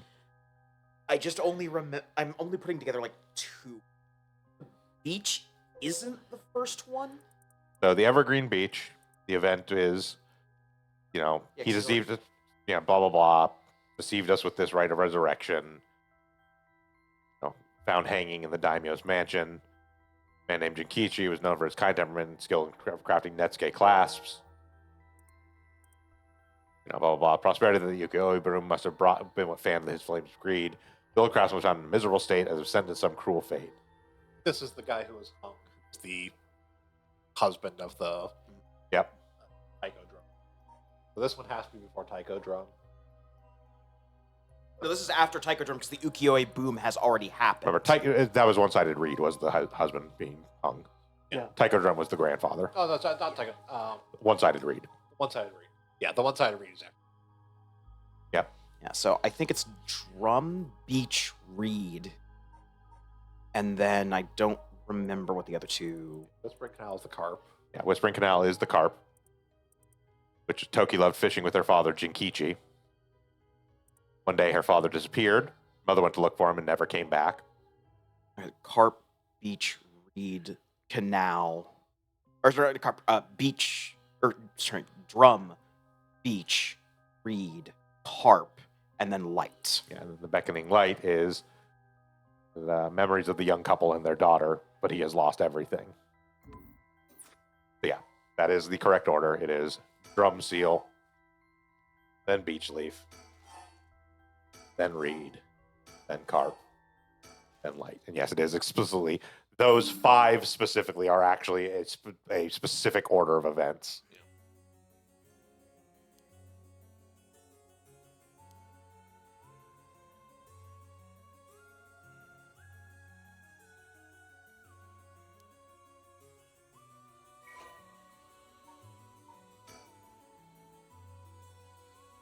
Now we have the Record of Fates Yin Scroll. It said that Samitsu Mikado, author of the Record of Fates, wrote the Yin Scroll because he feared that the descendants of those involved in the Hanjo incident might become cursed and used in the collection of soul dregs for Rite of Resurrection. That's stuff we already had about it. It was added a postscript, blah, blah, blah. The text has been preserved in the form of two talismans held by Hajime Yoshimi and Michio Shiraishi. It contains a full account of the Hanjo incident, and the following is written in Seimon's hand. I bequeath this scroll to future generations to be used in the event that calamity should arise from this grievous incident. Those who seek to forestall disaster must gather these 3 items in one place to cast my rite of cleansing and expel all rituals and curses in full. My soul, that is my curse echo. My body, that is a living continuation of my bloodline. My spirit, that is my own consciousness. So now we have the actual full, true story of the Honjo incident. The story that takes place in the late Edo period. There was once a family that lived in a row house in Honjo. The family consisted of a Netsuke craftsman named Jinkichi, his wife Koma, and their daughter Toki.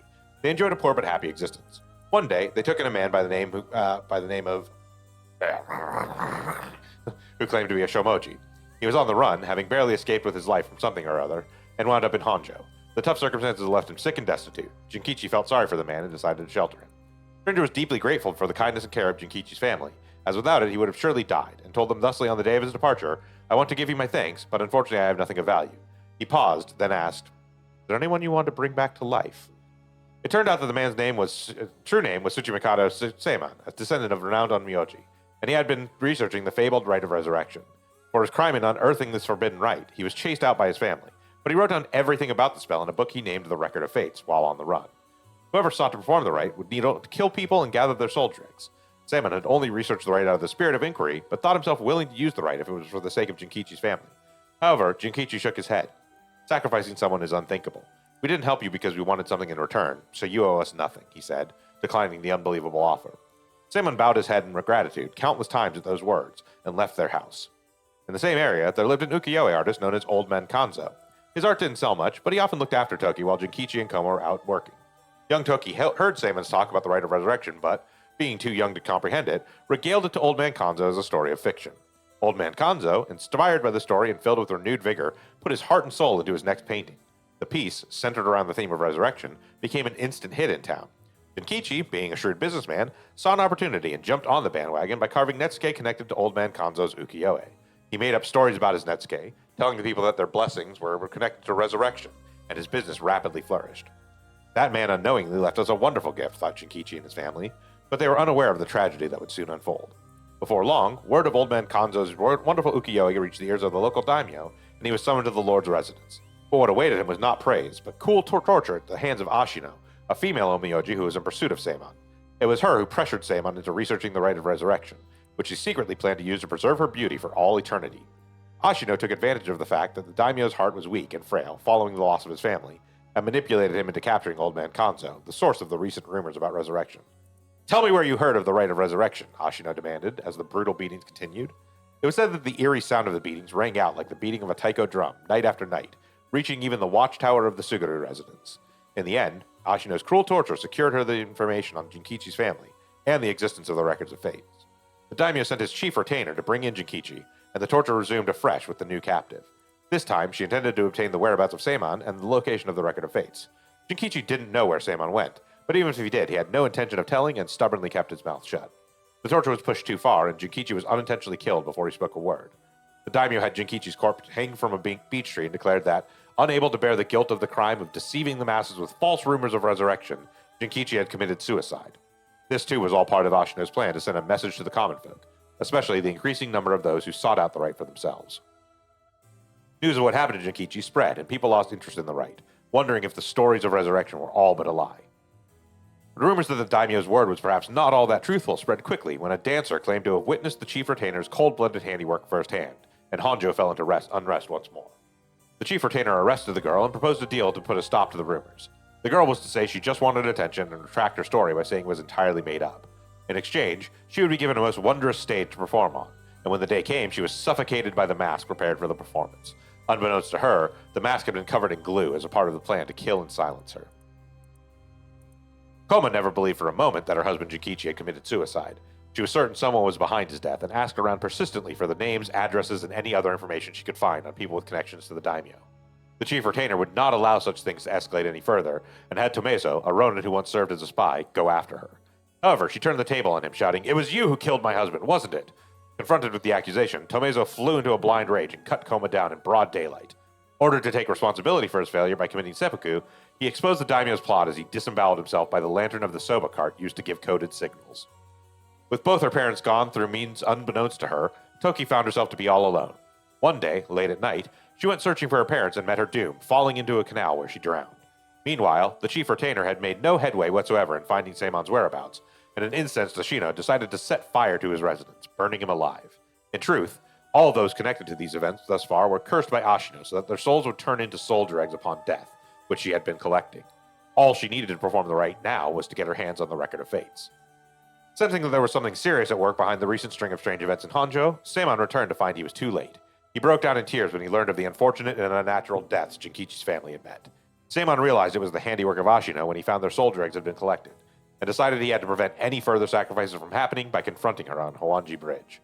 What ensued was a fierce battle of spells that endured till the break of dawn, though those who did not know any better only saw what they believed to be eerie flashes and supernatural orbs of light.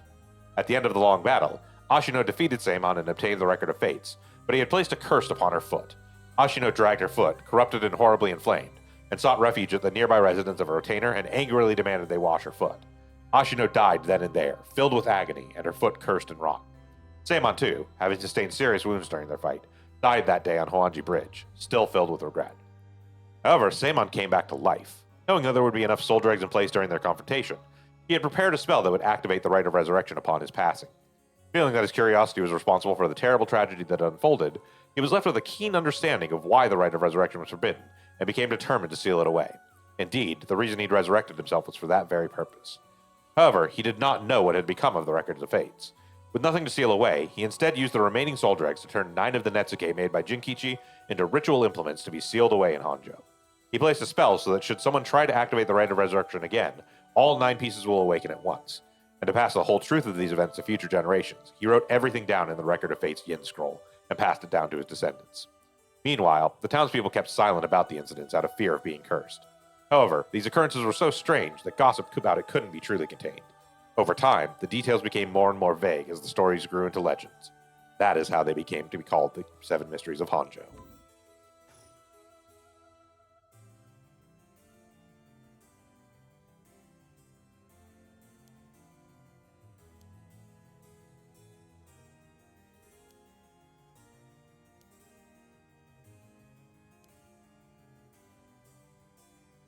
Yeah, this is them just basically explaining everything we just read. Organized like an answer sheet, so it doesn't just give us the information we need.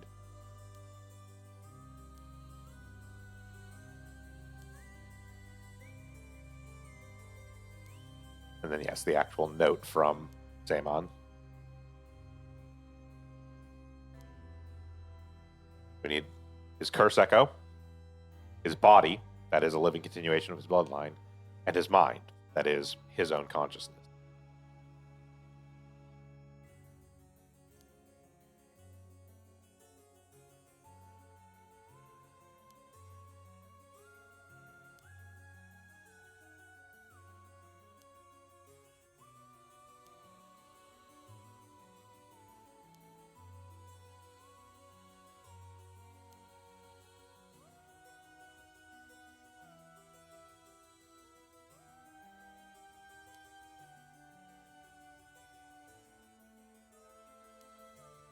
Yeah, that's basically.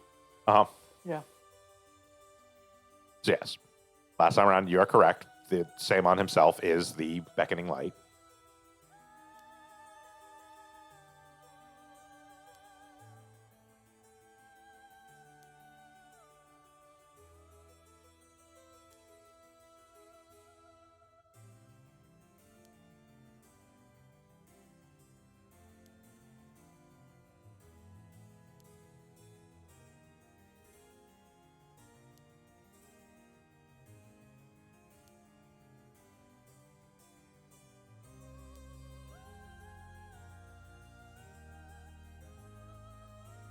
Yeah, so it has to be one not only who bears his blood, but one with strong spirit sense.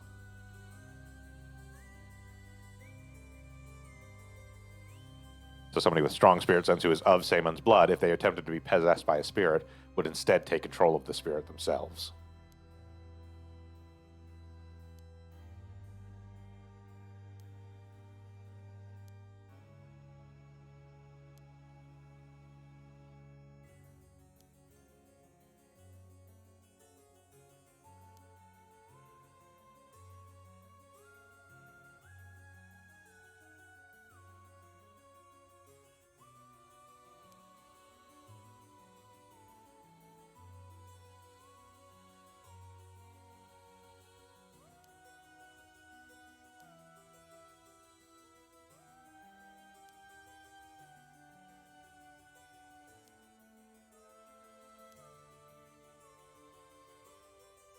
Should the rite of resurrection be activated elsewhere, so too shall my mind be awakened there.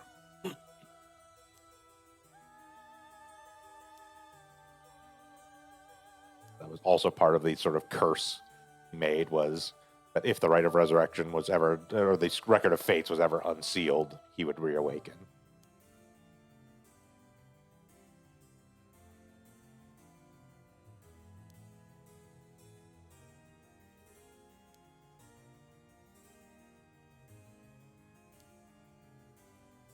You have to find the curse echo, the descendant, and the person possessed by Samon.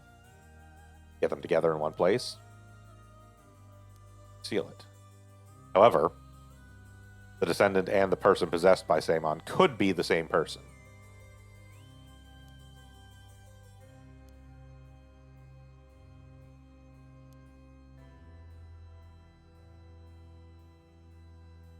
Samon's consciousness might not be aware of who it really is.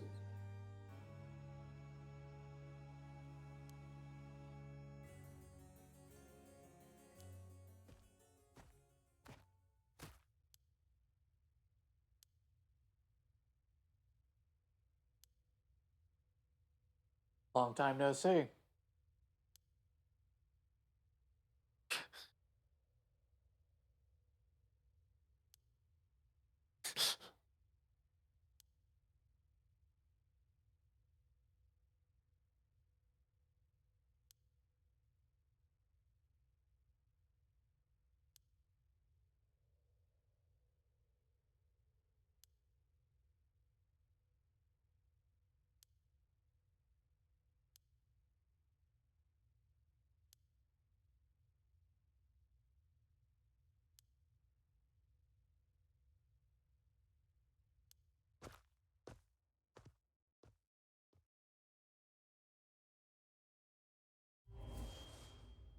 Yep.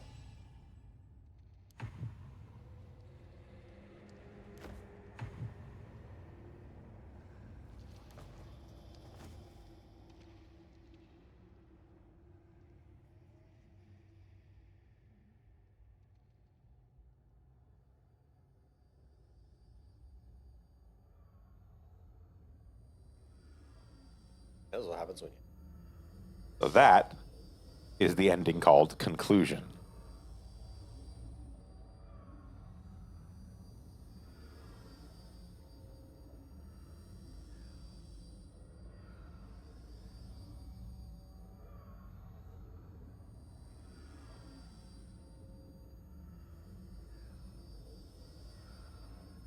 At this point, fair that the Ashino arc is a red herring, and Yoko is possessed by Ashina. Or Ashina's just entirely a red herring, and Yoko's just a crazy bitch who started the whole thing. Well, I think Ashino's possessing, Well, let's see what the storyteller has to say. My heartfelt thanks for all your hard work thus far. Brings the story of the 7 mysteries of Honjo to a close. Who could have foreseen such a conclusion? Fortunately, it seems the so-called mastermind was one step ahead of you. Remains hidden, leaving behind no evidence. Perhaps there is truly no way to stop her. However, should you find that this conclusion is not to your liking, by all means, please pursue a different path. You have done it once before, so I am sure you already know how. With that, I shall be taking my leave. I have been your humble storyteller. Good night.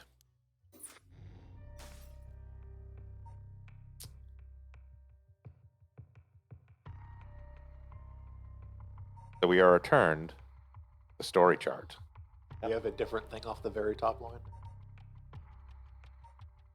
Nope.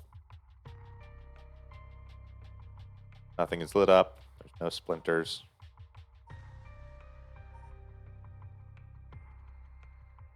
Okay. My guess is it's still off the initial split of the top line, because it is the one time we've done an entirely different path effectively. What were you going to say, Krampus? Just trying to work things out loud. So we have all the things we need to know for the rite of resurrection. Go back any time that we can fulfill all 3 of those conditions Uh-huh. and do ritual to seal the rite of resurrection. Oh, I mean, there's no, like, strictly speaking, there's not really a ritual. It is just those three things being all in one place will cause it to Right. be sealed.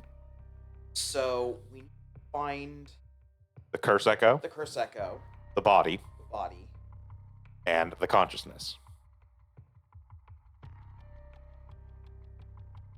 There's only one place that the beckoning lantern has showed up besides the factory. That is the very first night that we Yeah. were in Mm-hmm. the thing. And is the original guy the descendant and might not know who it is? But that could be implied. that seems to be what's implied. Okay. And it's also the only point so far in the story where we've actively changed a fate.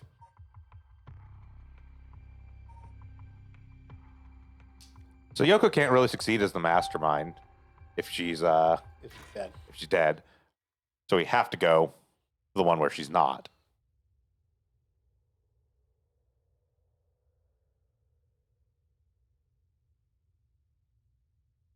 Right? Like, and we already know that like his soul was here because we know one of the pass off of this is having her own curse stone. You mean?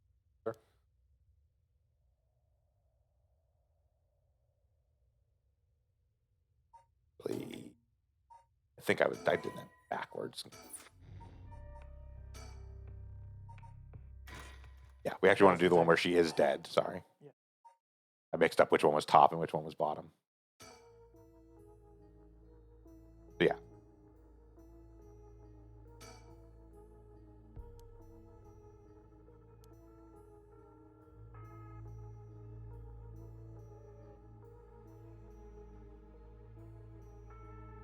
Seeing that Phoenix wrong?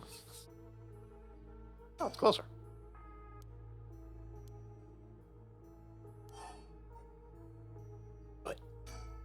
Do it. Touch it.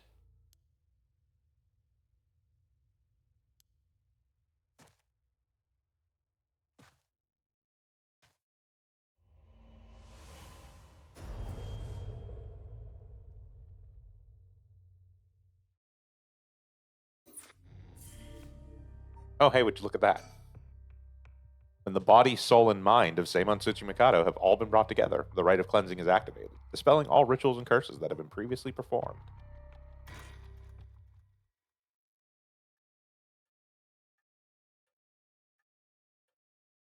My. Finally, you have arrived at this juncture. I expected no less from you. That would mean that you have managed to bring everything to light.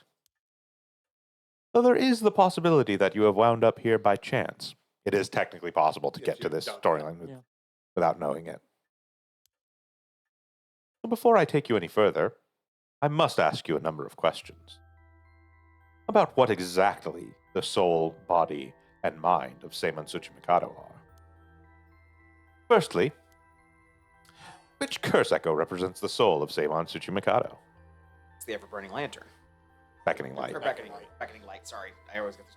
This ever-burning lantern is the samurai.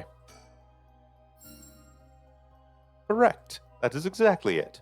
After his defeat at the hands of Ashino in the Honjo incident, Seimon wandered about near Hoanji.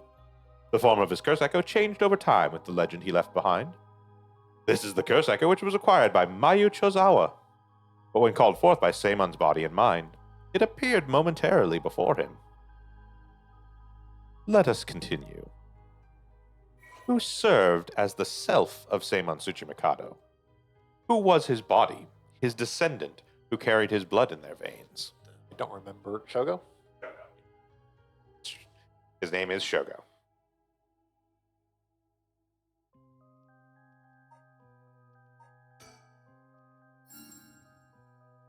Correct again. Although Shogo Okie was born to an ordinary family, the blood of a distant relative ran thick in his veins. In truth, the same is true for Yoko Fukunaga. She was also one who had the blood of a distant relative coursing through her. In her case, it was Ashino. Seimon and Ashino, fated to meet again all these hundreds of years later. Now, for my final question. Who is the mind of Seimon Tsuchimikado? Tell me the name of the person whose consciousness was directly tied to his. Gabarin. Uh-huh. I'm guessing Gabarin. whatever our We have name is. been the consciousness of Seimon Yeah. Tsuchimikado the entire time. When you enter this, you do have to enter it exactly the same as As you you put it in spell the it. start of the game. Capital letters, everything. Precisely the same. But yes, we have in fact been the consciousness of Seimon Tsuchimikado the entire time.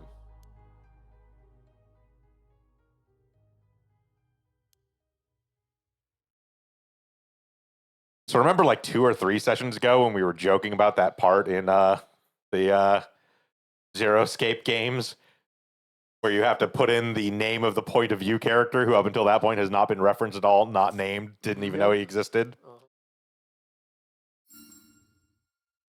You're correct. Finally, you remembered.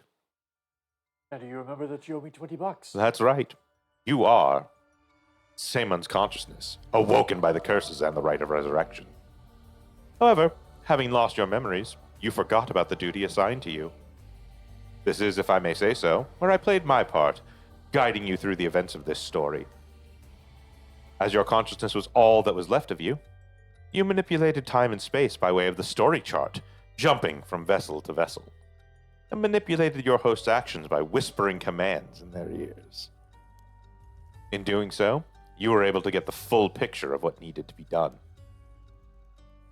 But, at one point, while still unconscious, you managed to remember your duty. The so-called mastermind behind these events, the one who awakened the rite and curses, was Yoko Fukunaga, descendant of Ashino herself. You unconsciously activated your curse and killed her. How interesting that she awakened Seimon's consciousness at the same time as the curses. That was the one and only time she could have been stopped. Ah, but due to your influence on Shogo Okie's will, Yoko Fukunaga was brought back to life. Using the story chart to undo her death, I led you to believe that it was the work of the Rite of Resurrection itself.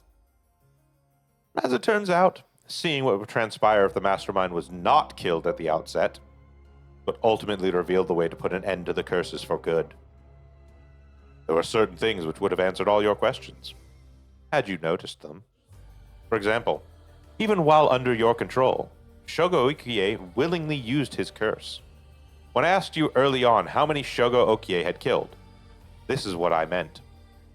Had you not used the curse, Shogo Okie would have done so of his own accord. We didn't actually see that because I just clicked the button every time fucking immediately. Shogo will actually kill people even if you Even don't. if you don't click Oh, the curse okay. button. Furthermore, Mayo Chozawa was able to recall information which only you knew. She was able to do this because she was connected to you through her curse echo, the beckoning light. So now we have... In truth, Yoko is a descendant of Onmyochi who continued to practice in modern times. Her ancestor Ashino attempted to steal the Rite of Resurrection in Honjo during the Edo period. Born with exceptional spirit sense, Yoko learned about her own ancestry while researching her roots and was disappointed to find her bloodline had fallen into mediocrity. She became consumed with the ambition to restore her family's lost glory through her own powers and devised a scheme to succeed where Ashino failed and perform the Rite of Resurrection. Yoko continued her training, developing her spiritual and curse powers until she discovered the Record of Fates, which offered clues regarding the rite. She plotted to use the curses of the 7 mysteries of Honjo to gather a large number of soul dregs by calling forth curse echoes and setting the stage for mutual slaughter. The ultimate plan involved invoking a large-scale feast of shadows, awakening the curses, performing the rite herself, and bringing together enough soul dregs to revive Ashino. Since the effects of the curses increased the more people know and fear them, she first entrusted the Record of Fates to the local historian Hideko Araishi by hiding in a tree and throwing it at him, who could be used to easily spread the rumors. She also contacted Fumichika Nejima, a criminal with a deep understanding of mystic arts, to obtain the curse stones needed to gather soul dregs. Unsurprisingly, Nejima was very interested in the story of Ashino and readily agreed to aid his revival. While carrying out these steps, Yuko learned of the existence of the Yin Scroll, which threatened to thwart her plans. She added a note about the scroll in the Record of Fates before giving it to Araishi, intending to acquire it before it could pose an issue. Through her investigations, Yoko discovered that Hajime Yoshimi was a descendant of Seimon and threatened him with a curse in an effort to scare him into revealing the whereabouts of the Yin Scroll. While Hajime bravely resisted Yoko's threats, she killed him with the curse to ensure Seimon's descendant would not stand in her way. As her preparations were coming together, Yoko obtained the seemingly less dangerous curse stone of the Whispering Canal in order to become a curse bearer, a necessity for gathering the curse stones for the Feast of Shadows. Shogo Okie, also a descendant of Seimon, was eyed as a potential risk factor and contacted to ensure he would be located nearby and subject to monitoring. However, unaware that the spirit of Seimon would be awakened within Shogo as soon as she invoked the curse, Yoko's plan was thwarted when she was immediately cursed to death by Seimon. So yeah, the whole spirit of Ashino thing was a red herring. Yeah. Yoko was doing this on her own. You, knowing all that you now know, had the ability to resurrect one life. What would you do?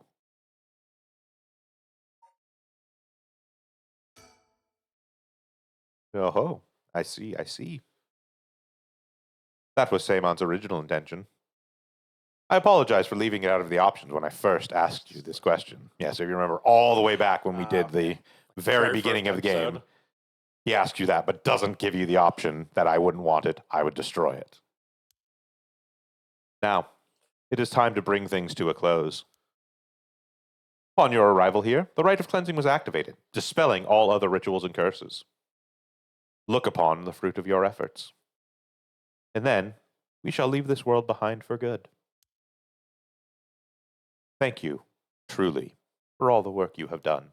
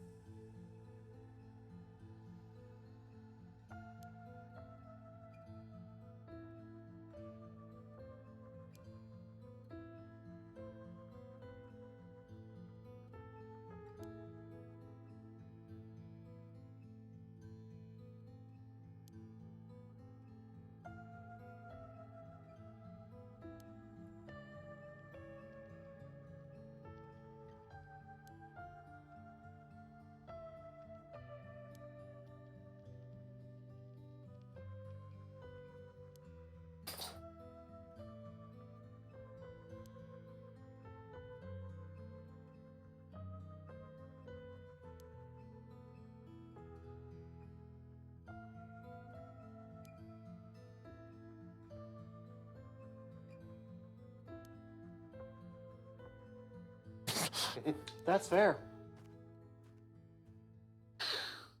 Also fair.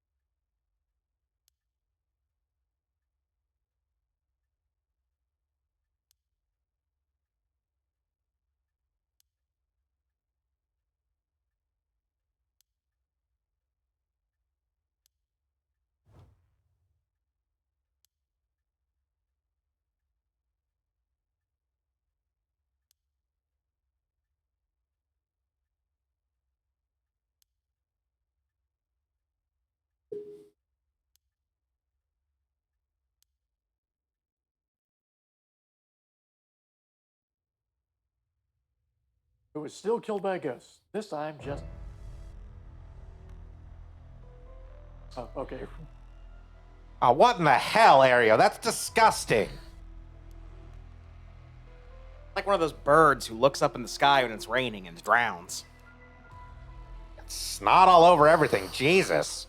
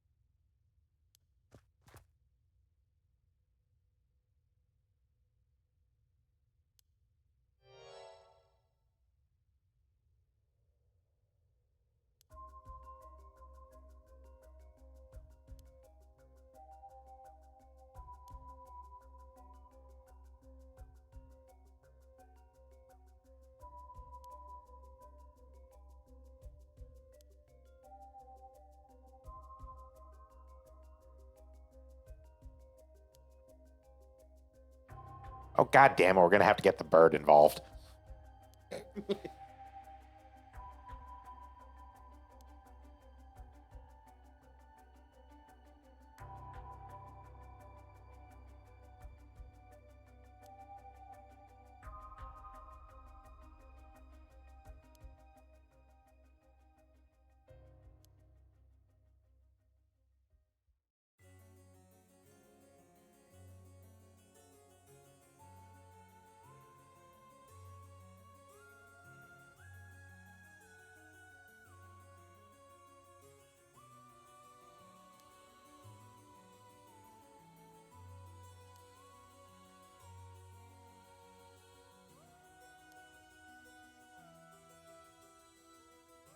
Oh, you're still possessed.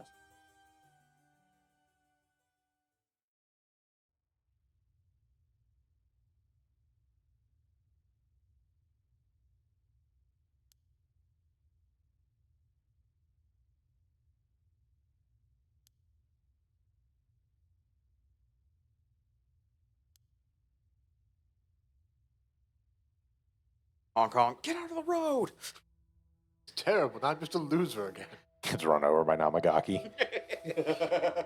To all of you watching from far, far away, the right of resurrection has never existed. Not in any world, not in any time. So I ask you, take the life you hold, and move boldly forward one step at a time.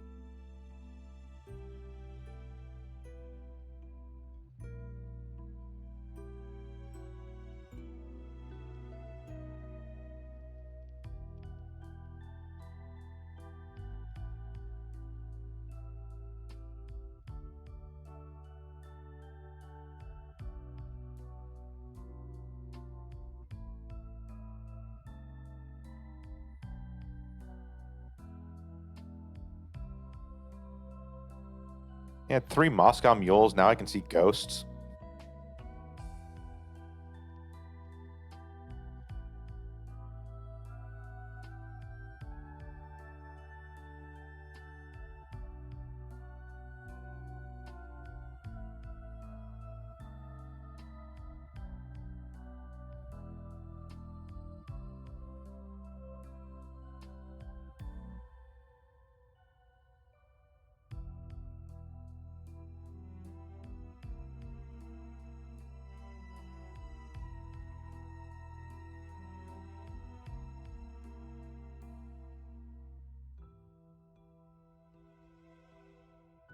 Weirdly obsessed with Hokusai. I don't really get it. Someday I'll resurrect you, Hokusai. Hokusai-chan.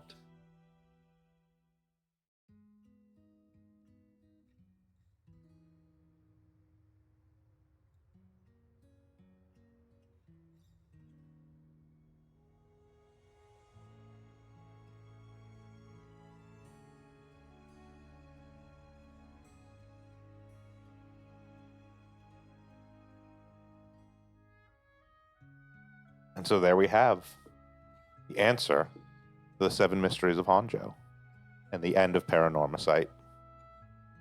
So yeah, I'm glad I got to kind of share that with you guys. Yeah, Like I said, when I kind of ran across this game almost sort of at random, it sort of appealed to me pretty quickly because it seemed like another one of those like visual novels, but has like this weird sort of interconnecting story where you have to use meta knowledge to advance things and kind of do it. Like it's not it's not at the level of, you know, like a Zero Escape game kind of thing, because those are full on puzzle games wed with a, you know, visual novel. Right. But it was still like someone there kind of scratched sort of that same itch to a certain extent. And I really thought it was a really cool thing. And like, even though it unfortunately didn't pan out in too many opportunities, things like changing the voice volume to turn off one of the death curses was like very cool. And there's a handful of times where it does something really interesting like that I you wanted to to save your progress. Yeah, Yeah.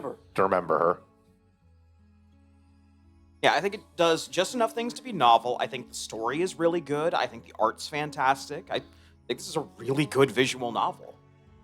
And yeah, I think it's nice too, because it's obviously, you know, there's a whole lot of mysteries going on. There's a whole lot of things to figure out, but it does really actually give you the clues here and there, the little subtle things, as we could see, because you guys were starting to piece it together as we started getting further in and hitting various things, so that by the time we got to the cleansing there was no question about any of that stuff. We knew, you know, pretty much immediately. It was like, okay, well, it's the beckoning light, it's Shogo, and as soon as the question came up of who is the consciousness, it's like, it's been us the whole time. Yeah.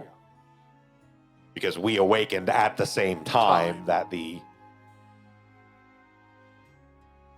curse is dead. But yeah, overall, I found it's a really good game. I am really kind of trying to hunt, honestly, at this point, for more games like this. There are a few out there that I've come across, but like, yeah, because I mean, don't get me wrong, I'm a fan of visual novels to begin with. I think they're an interesting genre. I've played a lot of them. I think they're fine, but there's always that, like, if they have that like one extra thing, that one little bit that jumps them from just being a standard visual novel into something else, it always makes a big difference and really makes them stand out. And like I say, to sort of echo something Krampus said, I think the story of this is extremely well written. Oh yeah. So like that's another great mark for it, because like, especially for a mystery story, a badly written mystery, there's nothing fucking worse. Yeah, as you said, it gives you all the clues you need to figure everything out, so it gets the actual end. There's the only thing that was like stupid and annoying in this one was the stupid pen puzzle. Yeah. Because there's no no indicator indication to go like, oh, do this. Like, that's when you would figure out had you seen that scene before doing something else. Yeah. But there's no indication to go back to talk to them. Yeah, because there's not even a thing that comes up if you're in that scene and talk to it before you need it. It's not a thing that's like, no, I don't have a pen, sorry. Yeah. And then you're like, oh, wait a second, I've got a pen now over here. Like, whatever. But I also think if there's only one misstep like that we can really That's think not of. bad at all. That's Yeah. not bad at all. It could have been way, way worse. I've been playing through a visual novel recently that I can't say such great things about. So Like, everything else was like, okay, we need to get this person here. Figure out this little bit of information related thing. I think that is actually one of my favorite things. Like, of all the little sort of meta things you have to do, is the couple times where you have to line up two different storylines in the same place on that map, I think is just a really cool little touch. It's like you find out information in every location, but you have to end in this location so that the those other group characters are goes there, when they meet up. And the fact that it's like, it also shows like the influence of time, because it's like, oh, I am actually influencing the timeline, because if I don't put them there, then they're not They're not there when the other group goes. All right. Anyone else got any other kind of final thoughts on this one before we call it a day? Not particularly. Addressing one thing specifically that Krampus said was the conclusion of using like the menu and stuff to actually influence Yeah. that. I like the fact that it wasn't used a lot. Yeah, it was subtle. very It was not constant. So when it did come up, it was much cooler to be like, oh shit, Yeah, exactly. that's cool. Like the whole like, do something that shows you will remember her and forcing you to the save menu, to me is one of the greatest things a game has ever done. Just straight up, it's like, that is so fucking cool. Yeah, they It's for me, that's right up there with something like Doki Doki Literature Club, and having to like go outside the game and modify the files in the actual game directory to advance things, is like, it's so fucking cool to get like that level of meta. Yeah. It's as I said, it's a cool gimmick that they did, like the saving thing, the turning the voice volume down so you don't get killed by the foot washing mansion. Yeah. Actually, I wish there were more of those that came Yeah, I wouldn't want them to repeat the Yeah, same thing exactly. over and over. I would want them to do different stuff. At some point, God. So at some point, I will have to figure out a way to get it working as a setup because there's a game called Trace Memory, which is Yeah. a puzzle game for the DS. Yeah. That did so much cool shit like that and used so much of the DS's utilization. I feel like I remember they did like a remake or a remaster of it at one point that I'll have to look into. But yeah, that's another one that I'll definitely bring to the group at some point. We'll kind of play through. But yeah, at that, that's going to actually do it for us for today. A little bit early, but we got through everything there was to do. So I guess before we capstone off, just to make sure we're aware of stuff, are we going to do a 1 week break next Sunday before we move on, or do we think we're just ready to get started? Good either way. I'm fine with starting. Okay. Yeah. All right. Well, that being the case, go ahead and be here tomorrow as we continue our Poke Mondays playthrough of Legends ZA. We get to the post game and all of its glory. Post game and DLC. Glory. We might start the DLC. Depends on how much post game, how much time to do it. Yeah. Then we'll be back on Thursday with more Yakuza 0. Next Sunday in the morning, we will be doing our hindsight review of the Sentinels RPG. And then Sunday afternoon, we're going to be going back to Super Robot Sundays as we start our playthrough of Fantasy Maiden Wars, the simultaneous Toho and Super Robot Wars fan game. Until then, I've been Bograt. I've been the Krampus. I've been Shiv. I've been Hunter Green. And I've been set. Have a good one, everyone. Yep.